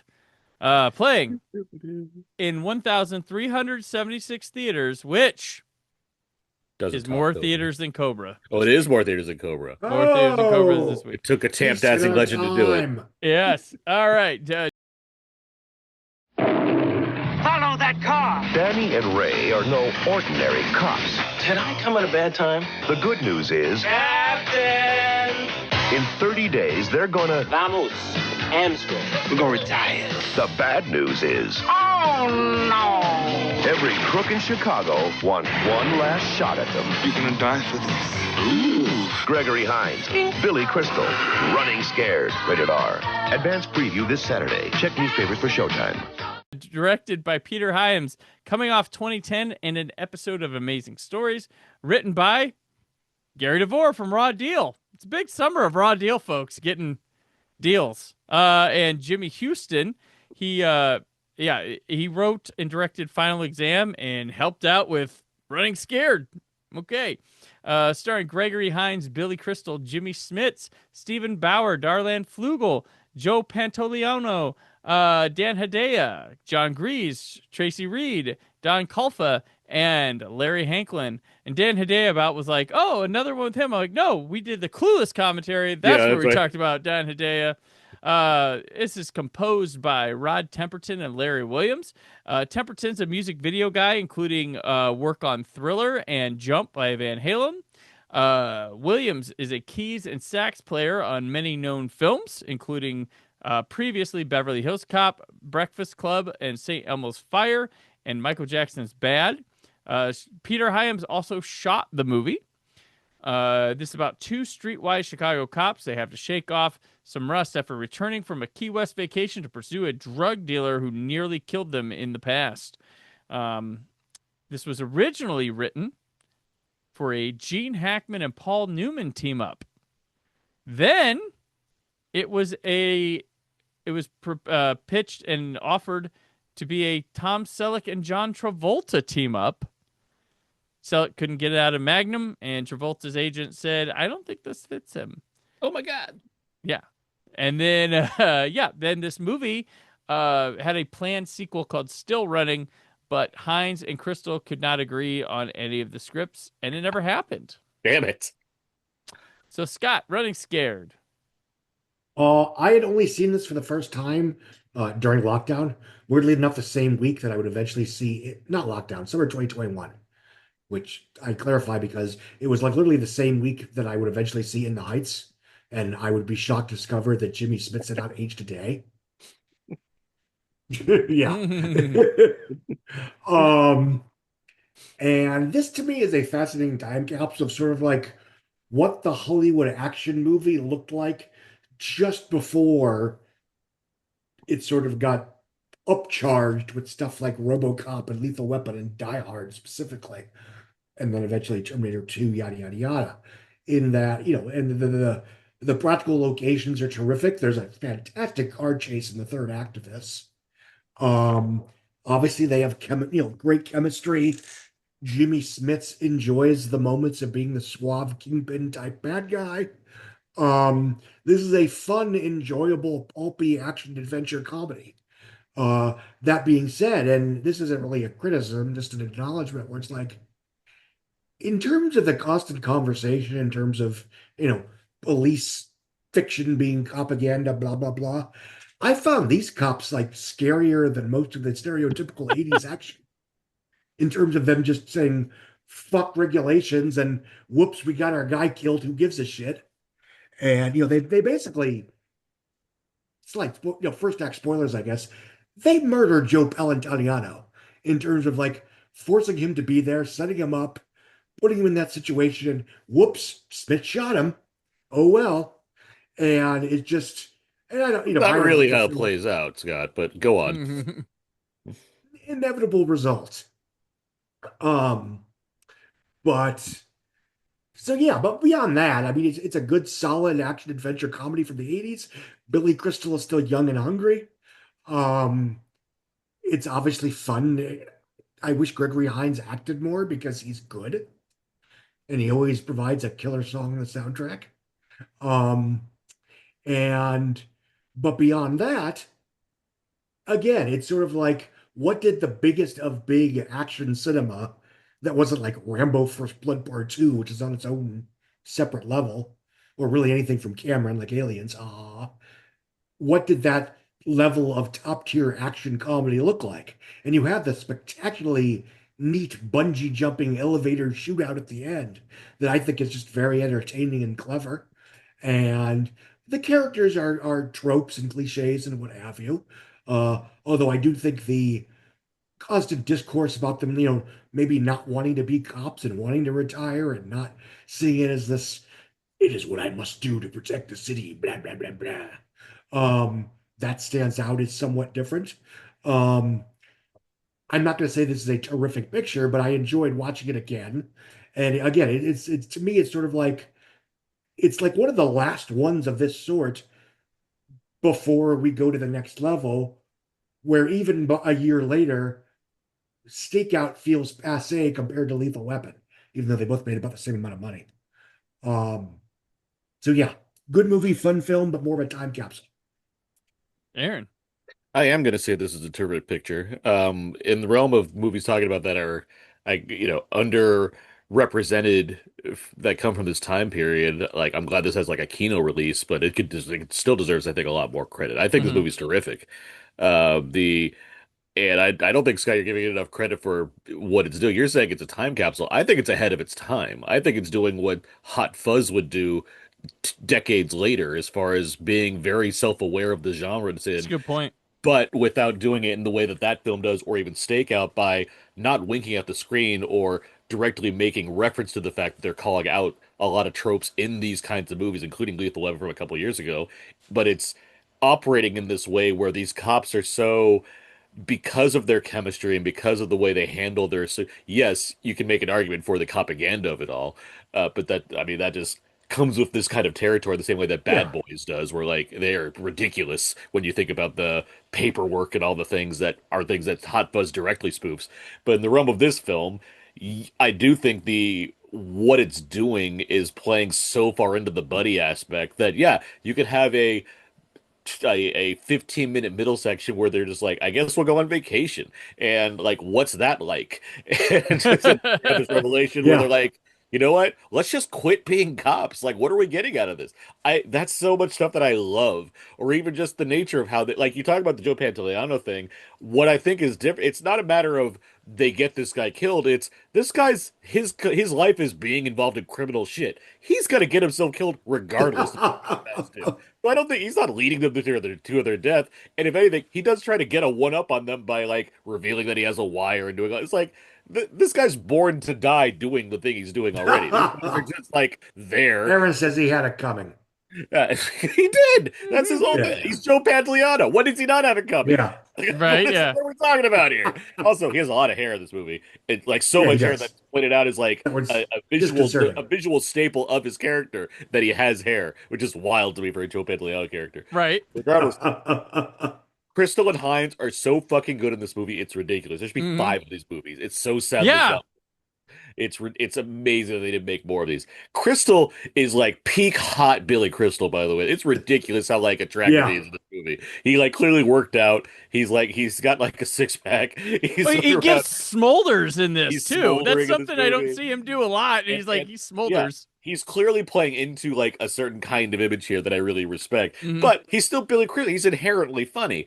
Like everything involving him and the ex-wife is like good stuff because it feels like relatable and like obviously it's like a sort of dream going on as far as the idea of how it can get along this well with an ex-wife to the point of like having to save her and maybe they get back together again. But in the realm of this movie, it really works well. Hines is great here, like you said. They're great together. Hines gets to also be like an attractive man who occasionally beds women, which not always seen when it comes to black men in buddy comedies like this, which is like, okay, fine, thank you, rare. You point out Jimmy Smits. The thing I like about his character, beyond the fact that it's Jimmy Smits who rules, it's not that he's playing like this guy that's like on the top of the world and can't be touched. He's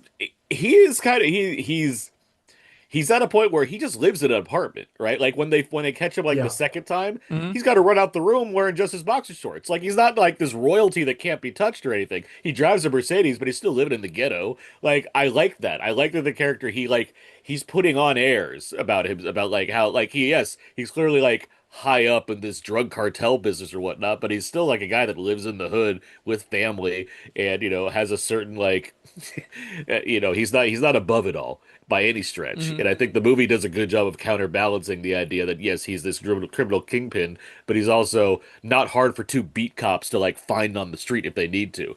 The first time they find him, he's just doing a random deal in an alleyway with Joe Pantoliano. There's a lot there that I think is it's without being the kind of, obviously it's like this character they're trying to go, like the main plot's just they're trying to keep going after him over and over again.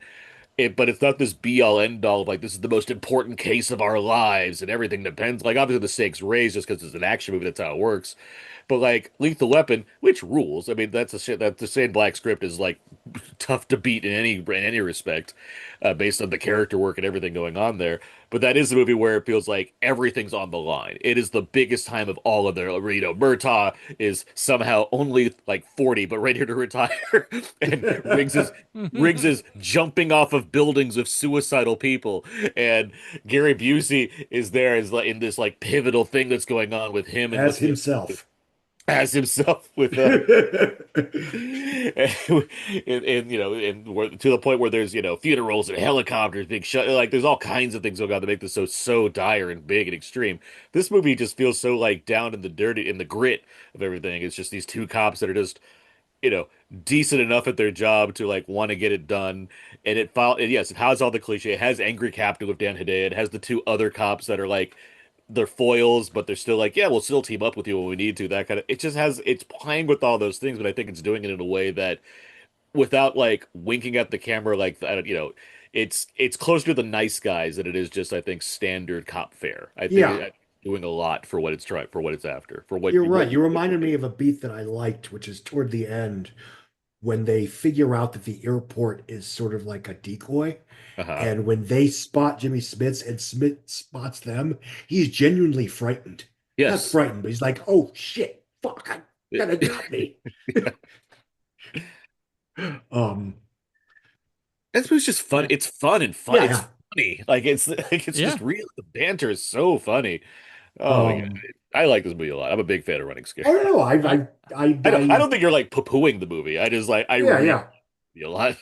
I guess for me, when I watch it, because it was so soon before everything changed, this sort of feels to me like the last gasp of a different kind of street level Hollywood action picture. Which I find fascinating. It's a very good version of it. I can see that as far as the line where it goes, where it continues in this, because even Shane Black's script is very funny, also, right? Yeah. That's 80s. Lethal Weapon's after this. It's 87. Lethal Weapon's the next year. Yeah. So, but like Lethal Weapon's going because they didn't have sequels to Running Scared. And I'll let you go, Brandon. I'm sorry, but like it's also like because it's Joel Silver and Bruckheimer kind of take over the genre, right? And so they're like, and they're high gloss and they get everything, and where this is more down and dirty, right? It's doing its own thing. So anyway, I'm sorry.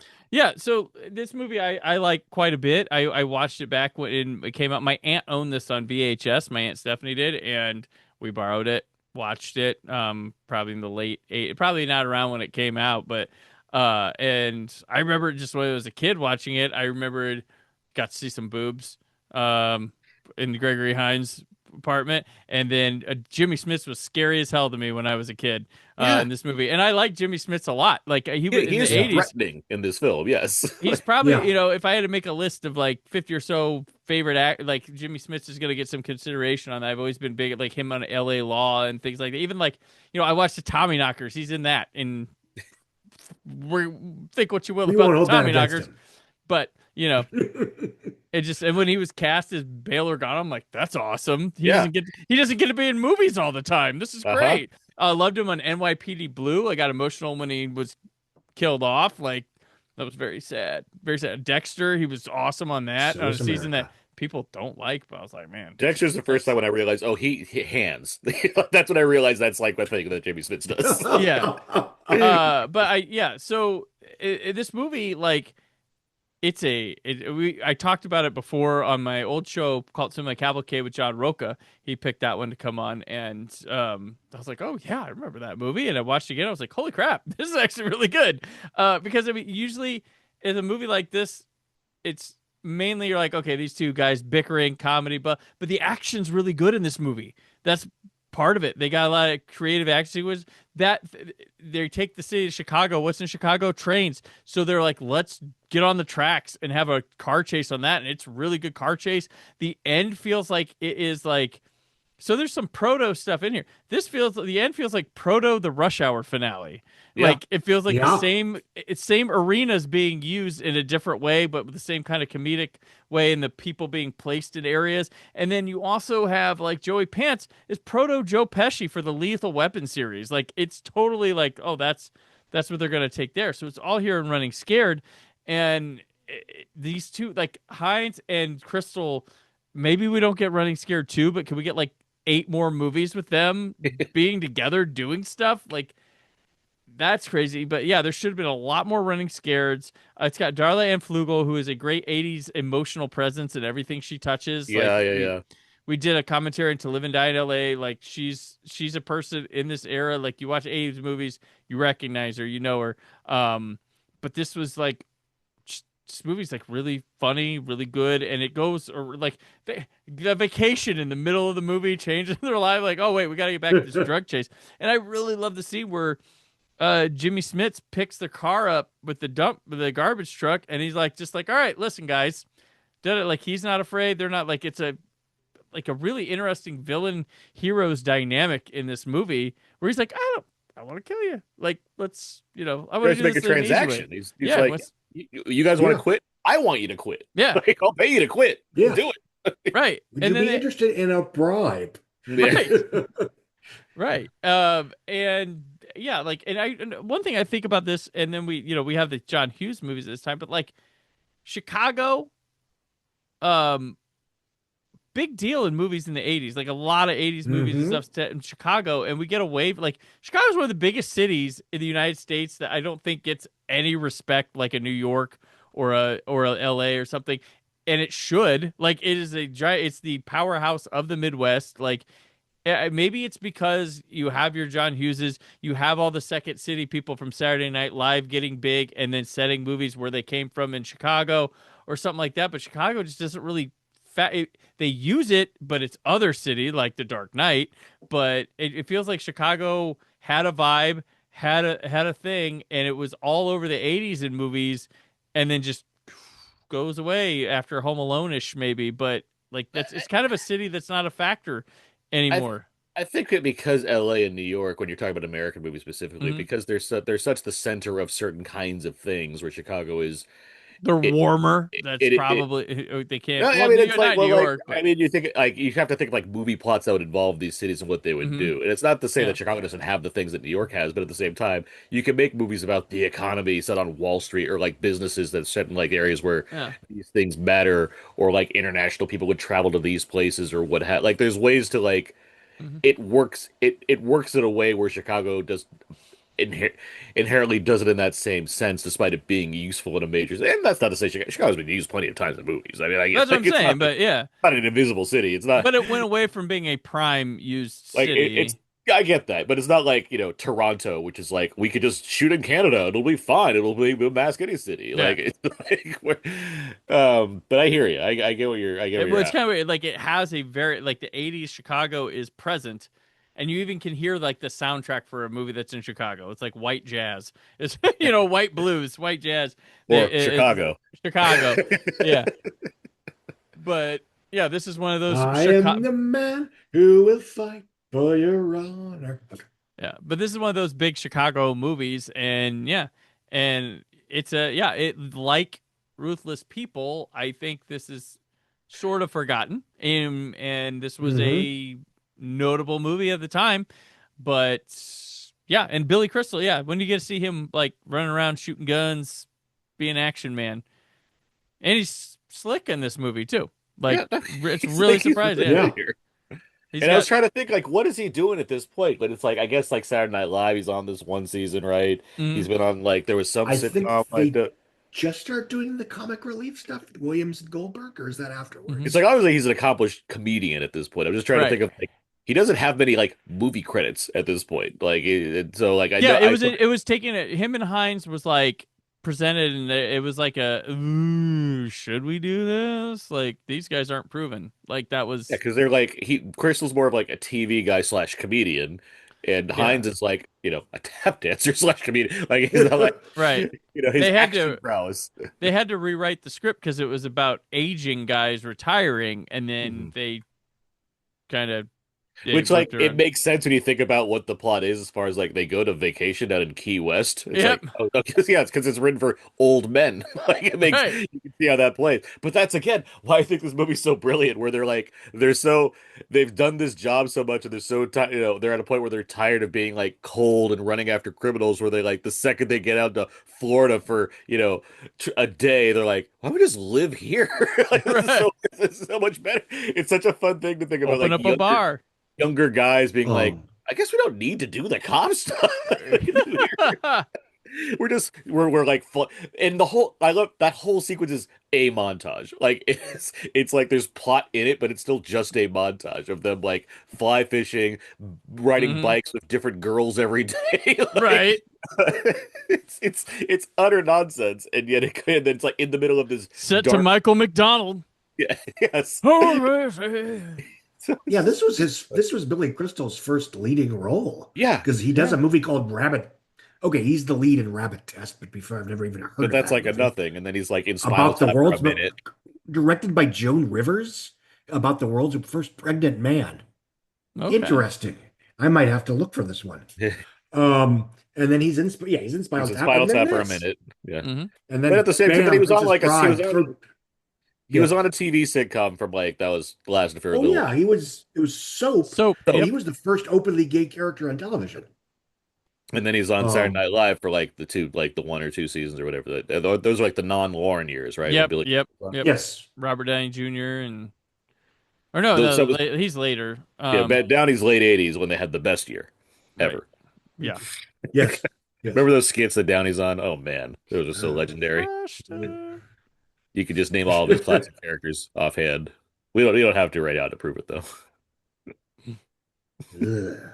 Like he starts doing comic relief on HBO with in 1986, same year. Obviously, it's him and Robin Williams and Whoopi Goldberg. Whoopi, yeah. And honestly, that was probably my first exposure to Whoopi Goldberg because I'm 6 years old at the time. I don't know, maybe Jumping Jack Flash I was aware of, but otherwise. Billy Crystal did an episode of Fairy Tale Theater. He was Three Little Pigs. He played Larry. I feel like I've known Whoopi like all my life. I'm trying to think, when's the first time I like known Billy Crystal? Like where does that come from? When did he start hosting the Oscars too? Did he get one in the 1990, I think. 90s? Okay. 91 maybe? No, it's like 90, I think 94, I want to say. But because he did the year Silence of the Lambs. Let's say, oh, you're right. He decided Came it's out- 90, maybe 93 then. I mean, he was a TV personality. I remember I very much remember Throw Mama from the Train. Yes. Like that was a very big advertised movie, and Miracle Max from Princess Bride. But like I think he just did a lot of commercials and like just was present on I think talk shows and stuff. That's for me as for my age. I think that's more because I didn't see Princess Bride till like later. So like I don't, even knowing that character, I wouldn't matter. I didn't obviously Throw Mama and like When Harry Met Sally. Those are later on when I actually watched. I'm trying to think like when am I just aware of Billy Crystal? It's probably because of the Oscars and like commercials and stuff before I obviously saw the comedy opus that was Father's Day. But like maybe City Slickers, maybe City Slickers 2, probably more accurately because I'm pretty sure I saw My City Slickers 2. awareness was probably with the caveat. I did not see this in theaters when I was 6 years old. But again, I knew the posters. I paid attention to the previews and stuff like that. It was probably for this movie that like the music video was on MTV all the time, which of course had clips from the movie. No. It was shot it might have had clips from it, but they shot a music video for the music video with Billy Crystal. Oh yeah. Behind, so yeah. I was gonna say it was probably his first Oscar hosting gig was 1990, which Okay. is fine. But the one that sort of went supernova was 1992 because Jack Palance won that year, and they kept bitching at each other the entire night. Okay. Gotcha. It was probably gingerly, mind you. It was probably Mr. Saturday Night, but I was a bigger David Paymer fan. Yeah, there you go. Scott, how did Running Scared fare at the box office? Not great. In fact, we have to get a few minutes before we talk about it. Right. Karate Kid Part 2 was number one again, dropping just 30% with $8.9 million for a $29 million 10-day total. Back to School would drop 12% in its third weekend for a $6.8 million weekend and a $34 million 17-day total. Legal Eagles would drop just 25% from a admittedly underwhelming opening. It would earn $6 million in weekend two for an $18.4 million 10-day opening. Now we are into the new releases. Ruthless People, playing in 1,111 theaters, earned $5.3 million in its opening weekend. It would leg out to a whopping, literally, $72 million in North America alone. And I believe I apologize. I thought I had this open. Hold on a second.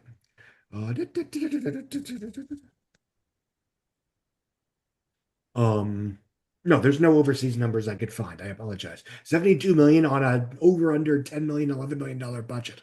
So again, these kind of comedies were very profitable. And once again, getting into the whole lost movie, cult item, whatever, this is another comedy in the summer of '86 that technically made more than Ferris Bueller, for what that's worth. Running Scared in fifth place, $5.3 million in 1,376 theaters. It would leg out to 38.5 million. So it was leggy as hell. Well, and it was crazy here, Scott.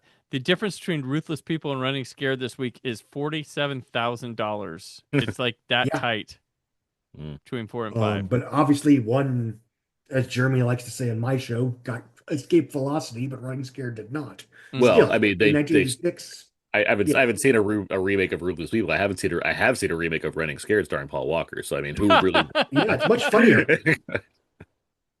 And jokes aside, I think it's one reason why this film has sort of been memory hole, because that film is 20 years old, for God's sakes. So when people think, Running Scared nostalgia, they pull up the, They're like, is that the weird Paul Walker movie? Yeah. Which I quite like. Like Running Scared. Oh, no, it's very good. I saw it. I saw it 6 times, like 8 months before it hit theaters, because I did the subtitles for it. So quite fun. But so yeah, I mean, it was fine. Was it Peter Hyams' first movie, or was it? No, he made 2010 First Contact. Yeah, he's made a bunch of movies before. Yeah, he's a veteran. But yeah, well, no, I mean, he is now. But I mean, I was just wondering if this was. Well, he was when he made this. Picture. Yeah, he was coming off of 2010. Yeah. Fair enough. And yeah, he's one of the guys that just has just a stacked filmography of just mostly good studio programmers and End of Days. Although The Relic is so good, it makes up for it. Top Gun Weekend 7, $5 million, minus 13%, still playing in 1,485 theaters. This is might be the first time it's in more theaters than anything else. Well, that can't be right, because is something going to happen to Top Gun where it just like takes off all of a sudden? Because it's going to hang around and play for about a year, right? Yeah. Is that all it is? Because it just that's what Beverly Hills Cop did. Beverly Hills Cop played for like 15 months, didn't it? When it came out, there were a handful of movies in that early to mid '80s era, and Top Gun is one of them, along with Beverly Hills Cop and Ghostbusters. Yeah, and that just fucking played forever. Yeah, and yeah, they opened well. Ghostbusters opens with like 15 million, 13 and change. I think Beverly Hills Cop opens with around 12, 13. So it's not like they get off to a slow start. But yeah, you look at Top Gun and it's pulling in over under $3 to $5 million up through almost Thanksgiving. Yeah, I guess if you're doing that for 52 weeks in a year, like Yeah, I always love watching. I always love going through the history of Beverly Hills Cop at the box office, because it's up here, it goes down, come back up, and it's just for like a year's time. It's like crazy that a movie. And of course, there were a few movies like that in the '90s to varying degrees. Jurassic Park, Forrest Gump on a '90s inflation curve. So instead of that gets to 330 million in North America from a 32 million 5-day opening. Anyway. But yes, Ferris Bueller's Day Off, minus 25% in weekend 3, 4.3 million, 26.7 million after 7. Wait, what weekend was this? Sorry, I'm hopping around on abs. This is weekend 2? Weekend 3. No, weekend 3. So it's been 17 days. Yeah. And yeah, it made 70 million domestic. So it and Ruthless People were pretty close. American Anthem. Spoiler, not the blockbuster We of the skipped weekend. one. We skipped one. Oh fuck! Also not the blockbuster of the weekend. Labyrinth opened to just 3.5 million in 1,141 theaters. It would earn just 13 million worldwide, and no, 25 worldwide. Okay, on but still, 35. Yeah, it's not great. But the point I want to make, which I wouldn't make if I hadn't closed the tab by accident, one of these is I'll stop doing that because I keep wanting to go back and forth to the because sadly, Box Office Mojo is no longer the one-stop shop that it used to be back in the good days. Cold take. Yeah, pretty much. Well, the numbers sort of took a sabbatical. Anyway, point being, it was a film that was not successful in North America, or really whatever. And when people like to throw out, oh, all these films from the 80s, they became hits on video and HBO. Well, yeah, they didn't cost $170 million. A movie like Labyrinth that costs over under 30 and makes over under 30, in grosses. Yes, you could make up the difference in video sales and HBO rights and all that stuff. No, Scott, you had it right. So Labyrinth made 15 worldwide, not 20. 25. Was it just a 25 budget? Is that why I was wrong? It made 13.7 US, 2.1 international for 15.8. Or 15.9 to round up and be nice. Here it is. No, I'm getting a number of 34 worldwide on a 25 budget. So whatever. Well, point being, your Mojo its gross was low. It was seen as a disappointment, but it was cheap enough that yes, you could make it up in post theatrical. But when you're dealing with something like, Solo or Furiosa, quality notwithstanding, that, $275 million movies that bomb in theaters, you're not fucking making that up on HBO. That's just not the way the world works. Anyway. Okay. So Wikipedia has this movie as Labyrinth at making 34 million on a 25 million budget. And I checked the numbers, but they're still wonky. Yeah, the numbers are still wonky, but like Box Office Mojo says 13 and budget at 25. And then, if you use the Google AI is giving that number too. Well, Wikipedia is linking to various articles from Variety in the early 1987 where it's earning its overseas numbers very slowly. Okay. And again, that's why I like Wikipedia, as silly as this sounds, was like, yeah, because they link to everything. And if I don't trust the source, I don't use the information. Gotcha. Sorry, I don't mean to be. No, I'm just curious and want to make sure we get things going right. But I do think the commonality between something like a Labyrinth and something like a Furiosa is that they are risks being taken by studios that can afford to take risks to begin with. Yes, you can say too. You can say a loss is a loss, and yes, there's an era where there's dependability that comes into play when it comes to something like Labyrinth, knowing that the VHS factor and let alone soundtracks and all that jazz is going to, make up for it. At the same time, you look at something like a Furiosa, which yes, cost an exorbitant amount of money, but I can't imagine that they're for one thing, it's Warner Brothers, and they have, it's the same year where they have plenty of other, giant hits coming out, but also I can't imagine things like all of the ancillary costs or whatnot. Even if you're lost out on the DVD boom at this point, there's still other ways to make revenue off this thing just by streaming rights alone, I'd imagine. Absolutely. Again, I'm not saying. Mm-hmm. Sorry, go ahead. I would say like a lot. Yes. When you look back at these movies, and one of the notable facts about it's going to be the fact that at the time it disappointed at the box office. You could also be the one that says, well, that also proved that Warner Brothers was still a studio that wanted to give artists a chance to express themselves no matter what, because hey, they earned the chance to do that. I mean, no one's going to look back. That's one part of the conversation that I would absolutely endorse. My issue is when you have people going, "Oh, there should be a sequel because it'll make up for it on video or whatever." It's like, no, that's not how this works. It's not how this works, and it's a problem when studios listen to that guy anyway. No one did. That's when it becomes an issue. But it's not gonna be an issue when you're like, oh, one battle after another was best picture, but it lost money for the studio. Did it though? That's what the chicken jockeys are for. Same thing with The Bride. Again, that's what the chicken jockeys are for. Yeah. But anyway, no, I absolutely agree with you with the whole you can afford to lose money on an interesting, challenging movie that might break through. Again, if you're going to spend 150, I'd rather you lose it on Mickey 17 rather than Pan. So, Yeah. that being said, when I get cranky about that kind of thing is when, there should be a Solo 2 because it made up for it on Disney Plus or whatever bullshit that, whatever. I'm sure they're counting the dollars on Disney Plus from me. Yeah. Well, that's why like they keep threatening the idea of Labyrinth 2 or a Labyrinth Legacy sequel, and it's like, Yeah.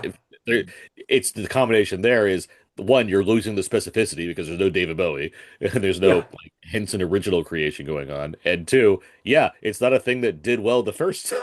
I mean, it's not going to do well the second time. Just make a knockoff Labyrinth.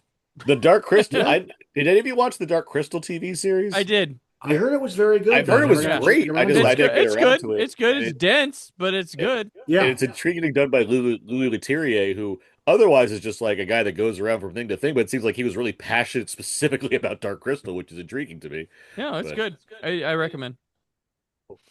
Yeah, I mean, it is a complicated in this franchise or bust universe that we now live in, where like the fact that they didn't do a 20 years later Buffy reboot that was allegedly a terrible pilot is now this giant scandal, as opposed to why the fuck do you keep trying to bring this stuff back that was very good and meaningful and culturally valuable partially because of the time it was made.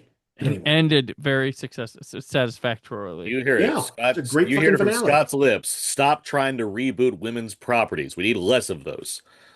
Well, also Heat 2. You heard what Scott had to say about this. Yes. I'm an equal opportunity grouch when it comes to this stuff. I will be pointing and laughing when Heat 2 makes $5. You heard Scott here first. He'll continue watching any iteration of Scrubs that you'll give him because of Zach Braff, but when it comes to Sarah Michelle Gellar things, no sirree. Get me away from these female directors and their older actresses, Scott Mendelson says. The older actresses is only in it for like 5 seconds at the end of the pilot. It has like 2 lines. You heard it here. Scott snuck in and saw the leaked pilot for Buffy and said, no, thank you, less estrogen. I'm sure it was better than Wonder Woman. All right. Anyway, Scott, number 9. Yes, that's right. I referred to David E. Kelly's discarded the 2011 Wonder Woman pilot. I've seen it. It's not very good. The Adrian Padalecki one? Yeah. Yes. She's fine, whatever. Just to note, glory. Scott and I still have not seen the Batgirl movie. No one has sent it to us. Oh, yes. We are unable to complete our DC retrospective, so just letting you know, we're still waiting someone to send us that leaked pilot. So my impression of the Wonder Woman failed pilot from David E. Kelly, by the way, is basically the Black Widow skit from SNL. That's that's what I figure it basically is. Yeah, there you go. It's closer to that than it should be. Gotcha. Okay. How'd the gymnasts do? Number 9, American Anthem did not stick to landing. $1.9 million in 900 theaters from Columbia Pictures. The picture would eventually earn a whopping $4.8 million in North America. The end. Number 10, Cobra, 1.2 million, minus 36%. Still in 1,115 theaters in weekend 6. 45 million after 38 days in theaters. And that's the top 10. So and Marion Cobretti. Yeah. This is the first week where all 10 movies made at least $1 million. Oh. In fact, the first 12 movies made $1 million. Fair point. Over and just 1 to million. be comprehensive, Short Circuit did 1.147 million in weekend 8, and Poltergeist 2 did 1.115 in weekend 6. Yep. If you read all 12 of these movies titles, you'd be like, this is the most 80s fucking weekend you've ever done. This is nuts. Yeah. Karate Kid 2, Top Gun, Legal Eagles, Back to School, Ferris Bueller, Cobra. Rod Deal fell out. Rod Deal's gone. Short Circuit, like it's so 80s. Labyrinth, Labyrinth, Top Gun, like it is. Yeah, that's true. That's where we're at here. So, all right. Well, that'll do it for the halfway point of the summer of '86 at 40. So till next week, where we begin the back half. Aaron, where can people keep up with you? Well, everything I do ends up at my personal Substack page, dakotazeke.substack.com. I am a film critic that writes for We Live Entertainment. You can find my movie reviews over there. I co-host 2 other podcasts. One is called Out Now with Aaron and Abe. My friend Abe and I discuss movies on a weekly basis with other film critics and film enthusiasts. And I am also the co-host of Two Black Guys Talk Godzilla, the award-winning Godzilla-related podcast, where my friend and fellow film critic Terrence Johnson talk about the Godzilla films in chronological order. And everything, I'm on all the socials at Aaron's PS4. And Scott Mendelson. I am a semi-regular contributor to Puck News. I write, run, and maintain the Outside Scoop for Substack. I have a weekly podcast called The Box Office Podcast, where myself and a handful of other younger, cooler, and or more culturally relevant box office pundits and film scholars discuss what happened the previous weekend at a theater near you. And I'm on all the socials at some variation of Scott Mendelson. Gotcha. And I'm on the socials at Brandon4KUHD. Remember, subscribe to the YouTube channel. You can watch us as we talk these episodes and make funny faces. And Aaron holds up the best Carrot Top-like props throughout. And yeah, so that does it for June. And next week when we begin July, well, about last night, the Great Mouse Detective had big trouble in Little China with 3 psychos. All that and more as the summer of 1986 at 40 continues.